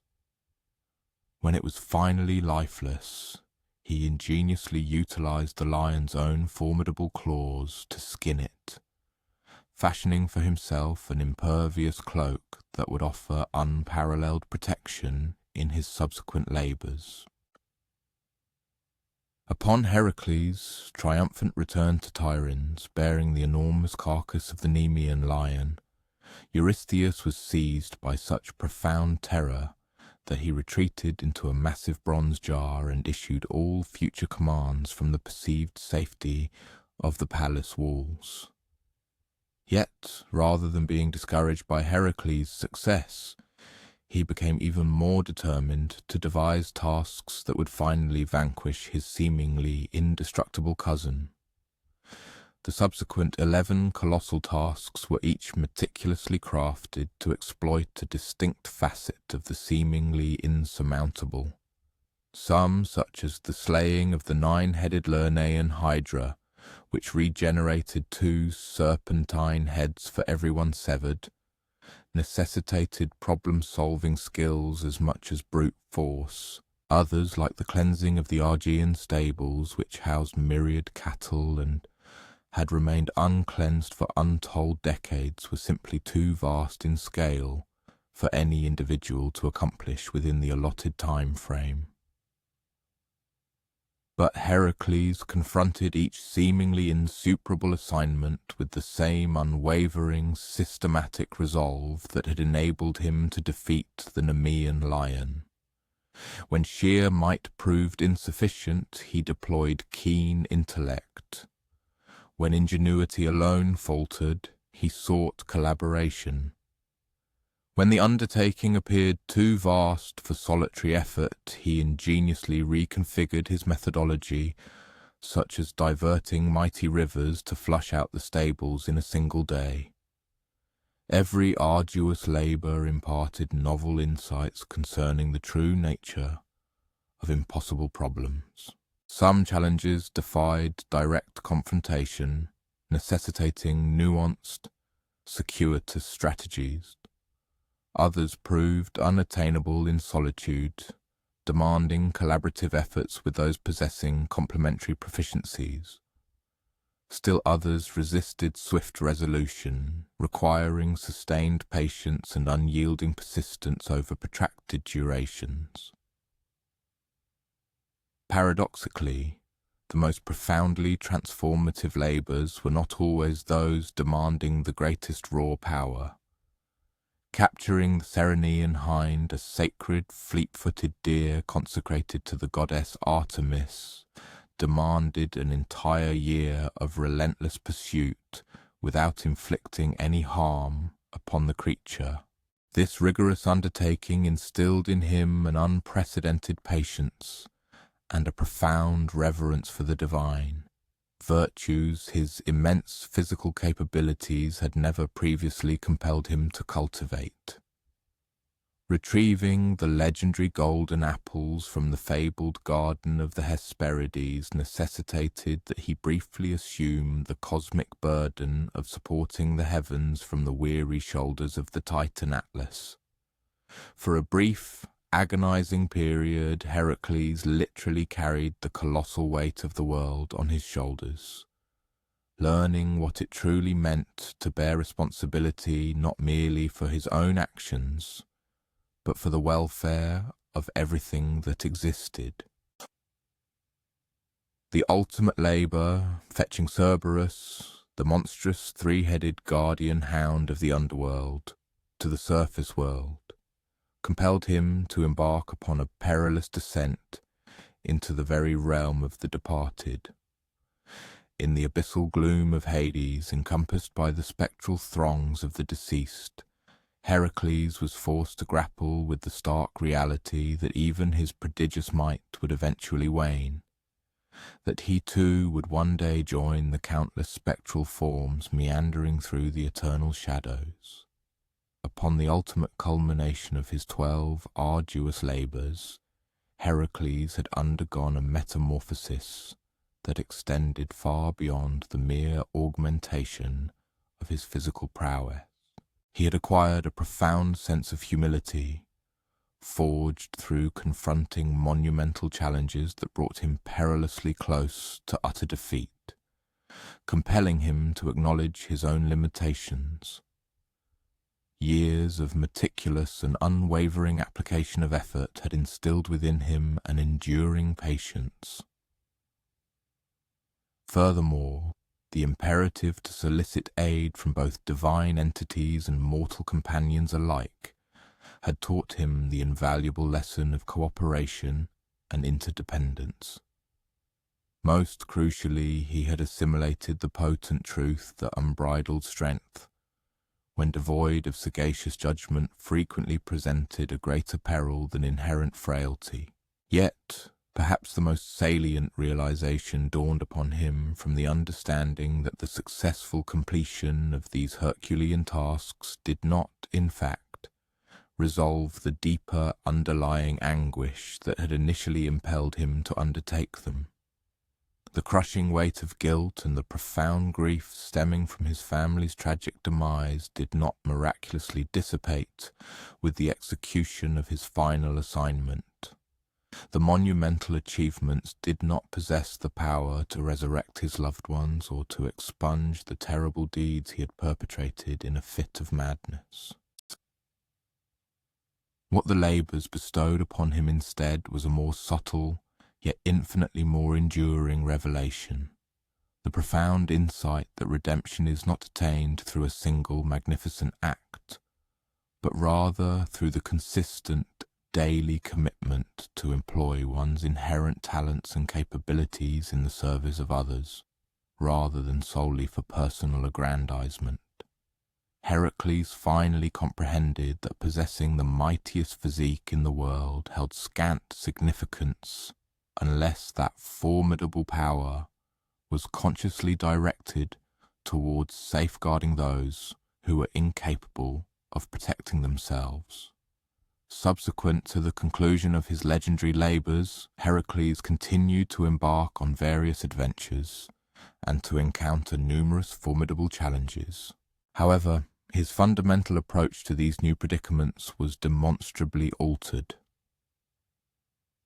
He exhibited a newfound alacrity in seeking assistance when circumstances warranted it, a greater reluctance to resort to brute force when alternative, more diplomatic or strategic solutions appeared viable, and a significantly heightened thoughtfulness regarding the potential ramifications of his every action. He had internalized the profound wisdom that genuine strength emanated not from one's capacity for destruction, but from the ability to construct, to nurture, and to provide steadfast protection. The epic narrative of Heracles and his monumental labours serves as a poignant reminder to all, regardless of their innate gifts or formidable influence, that each individual must ultimately discover their own unique path to reconcile with the errors they have committed and the suffering they have inadvertently caused. There exists no task so grand, no accomplishment so profound, that its completion can entirely obliterate the indelible imprints of the past. No achievement, however impressive, possesses the power to silence the persistent whisper of one's inner conscience. Nevertheless, within Heracles' compelling story, there resides an enduring beacon of hope, the empowering understanding that we retain the agency to choose how we respond to our inherent failures and limitations. We possess the capacity to either allow them to utterly crush our spirit, or to embrace them as invaluable catalysts for profound personal growth. We can choose to wield our guilt as a convenient pretext for inaction, or conversely to harness it as a potent motivation to transcend our former selves and become demonstrably better individuals. As consciousness gently recedes towards slumber, perhaps we can cultivate an appreciation, for both the inherent burdens and the extraordinary gifts that define the human experience, simultaneously flawed and circumscribed, yet remarkably capable of continuous development, profound learning, and ultimately redemption, through sustained diligence and genuine compassion for our fellow beings.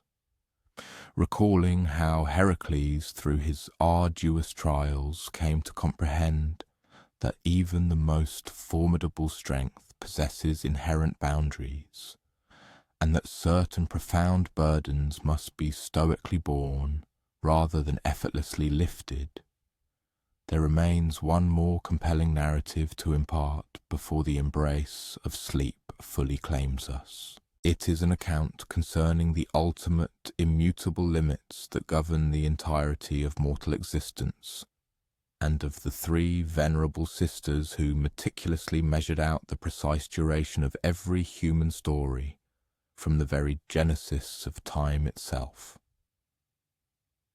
The Moirai, revered in Latin as the Fates, possessed an antiquity that predated even the mighty Olympian gods, surpassing the venerable age of Zeus himself. Their existence commenced with the very dawn of creation, when the ordered cosmos first differentiated itself from primordial chaos, and they were destined to persist, unmoved, until the absolute cessation of all things. Their individual appellations were Clotho, Lachesis, and Atropos, and collectively they held dominion over an authority that even the most potent deities could not override, the finite span of every single mortal life.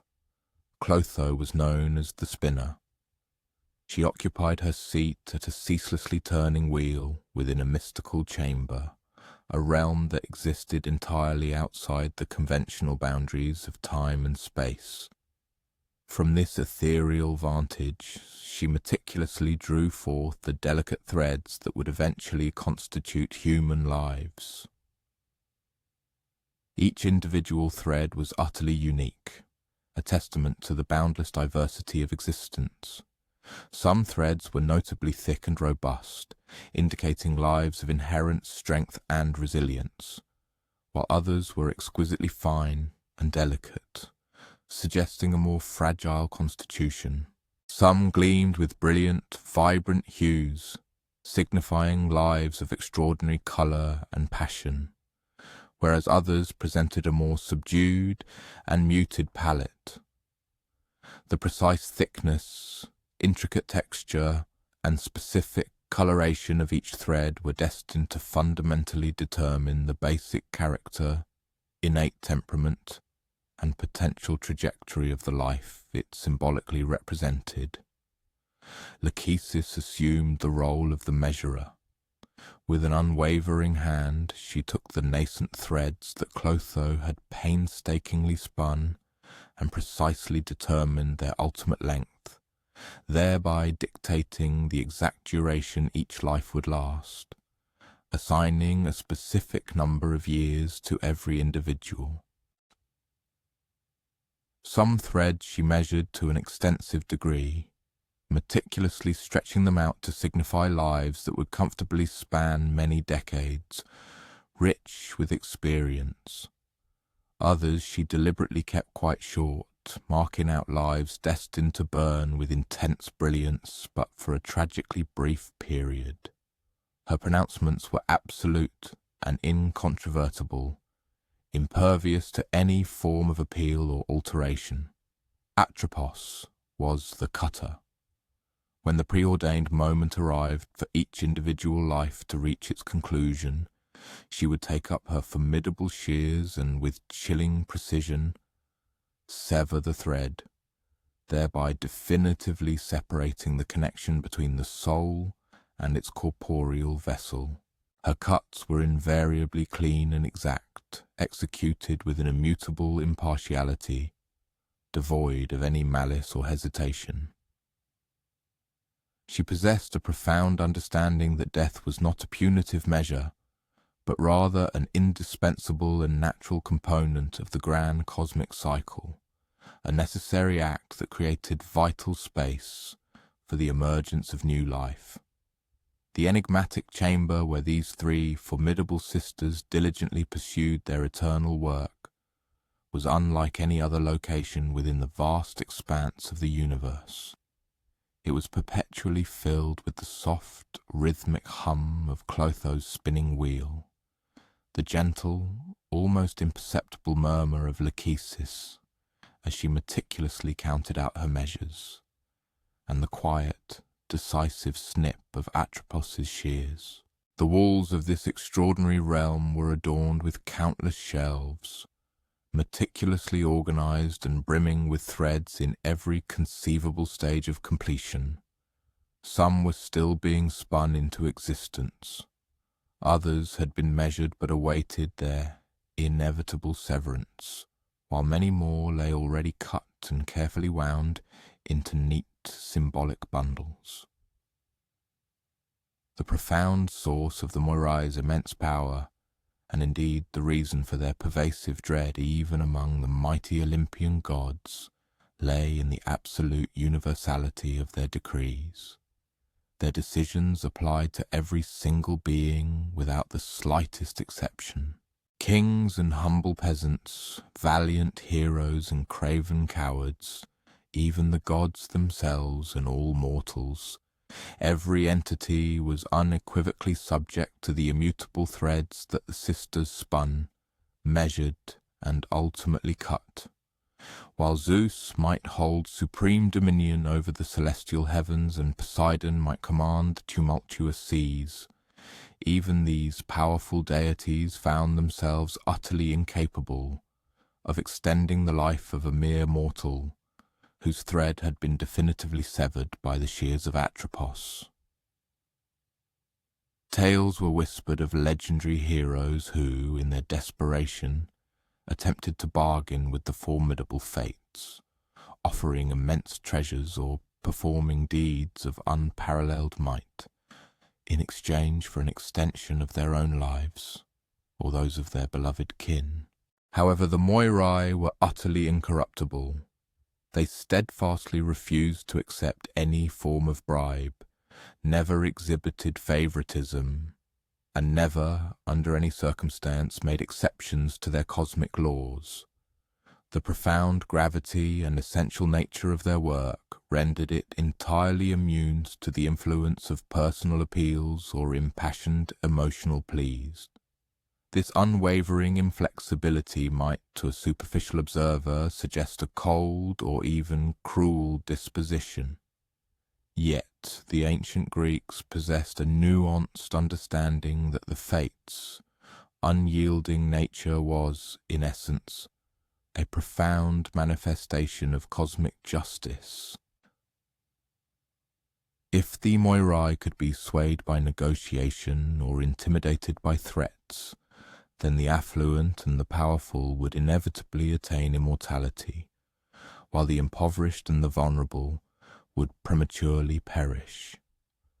The unchangeable essence of fate ensured that every individual, irrespective of their social standing or influential connections, possessed an equal and inherent claim to the finite span of life that had been divinely bestowed upon them. The fates also imparted another crucial lesson concerning the fundamental distinction between the chronological duration of a life and its inherent intrinsic value. A thread that was cut prematurely short was not inherently less valuable or significant than one that had been measured to a great length. Indeed, some of the most profoundly meaningful and enduringly influential lives recounted in the Greek mythology belong to heroes whose threads, though bright and impactful, were tragically brief. These were individuals who accomplished extraordinary feats and left indelible legacies within the circumscribed period allotted to them. What truly mattered was not the mere length of the thread, but rather the quality and purpose of what was woven with it during the time it actively lasted. Some individuals judiciously utilized their allotted years to cultivate beauty, to extend assistance to others, to diligently learn and grow, and to contribute meaningfully to the world around them. Others, conversely, squandered their precious time in acts of selfishness, cruelty, or simply through an utter inattention to the sacred and precious nature of the profound gift they had been granted. Furthermore, the Moirai bore the solemn responsibility for meticulously maintaining the delicate equilibrium between birth and death, a crucial balance that prevented the world from becoming overpopulated with an endless succession of immortal beings. Every single thread that was severed by Atropos simultaneously created the necessary void and space for a new thread to be spun into existence by Clotho. Death, therefore, was not perceived as an absolute and final ending, but rather as a profound transformation, an indispensable component of the perpetual cosmic cycle that ensured life's continuous flow, its dynamic change, and its endless renewal. Within their transcendent chamber, existing beyond the constraints of conventional time, the three sisters possessed the unique capacity to perceive the intricate patterns that individual lives collectively created when interwoven into the grand design. They possessed an inherent understanding of how each person's unique thread connected with countless others, how lives subtly influenced, steadfastly supported, and even profoundly challenged one another in ways that the individuals themselves might never consciously realize. They witnessed, with an omniscient perspective, the magnificent tapestry of human experience being meticulously crafted, one intricate thread at a time. Perhaps the most profound dimension of the Moirai's arduous work was their profound respect for the inherent agency of the mortals whose fates they ultimately controlled. While they irrevocably determined when each life would commence and when it would inevitably conclude, they deliberately refrained from dictating precisely how that life would be lived in the intervening period. Within the predetermined span of years they meticulously allotted, each individual was granted the profound freedom to make their own choices, to evolve and grow, and to forge personal meaning and purpose in accordance with their own deeply held values and heartfelt desires. This nuanced understanding implied that fate and free will were not diametrically opposed concepts, but rather synergistic partners. The fates meticulously provided the foundational framework within which the full spectrum of human choice could actively operate. This framework encompassed the basic circumstances of birth, the predetermined length of life, and the major pivotal events that would inevitably shape each person's unique path. However, crucially, within these established parameters, there existed an enormous expanse for individual decision-making and profound personal responsibility. The ancient Greeks derived considerable solace and comfort from this intricate understanding of fate. It signified that while they might not possess the power to control every single occurrence that befell them, they most certainly retained the capacity to govern their own responses to those events. They could not choose the predetermined length of their threads, but they could unequivocally choose what to do with the precious time they were given. They could not evade the inevitability of death, but they could consciously choose to live in ways that would be cherished, remembered, and honoured long after their threads had been finally severed. There is an undeniable sense of deep tranquillity in envisioning the Moirai engaged in their eternal, unceasing work, enveloped by the countless threads that symbolize the entirety of human experience. They are never hurried or anxious, never consumed by anger or driven by vindictiveness. They simply execute what must be done, day after day, century after century, with the profound patience and meticulous care that such immensely important work inherently merits. In certain cherished versions of their ancient story, the three sisters would occasionally pause their ceaseless labour to closely examine a particularly intriguing thread, or to quietly admire the emergent patterns within the magnificent, evolving tapestry of human life.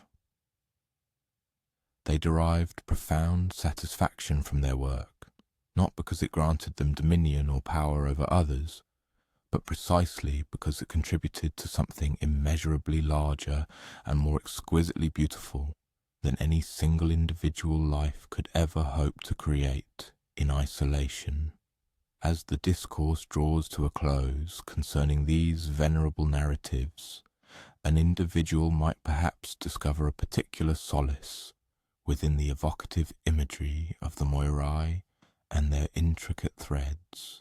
There remains an inherent uncertainty regarding the precise duration of one's own thread, or indeed the moment when Atropos, the inexorable cutter, shall wield her shears to sever it.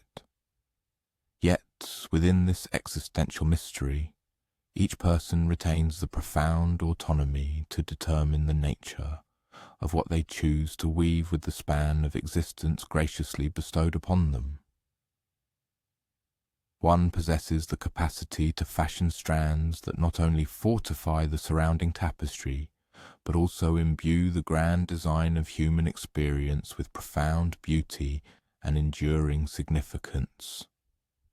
It is possible to conduct one's life in a manner that truly honors the precious endowments of consciousness and individual choice, gifts intrinsically linked to the very essence of each unique thread. Consequently, when the predestined hour arrives for these personal threads to be sundered, one can embrace the conviction that they have contributed to something far grander and more perpetually lasting than the confines of a single existence.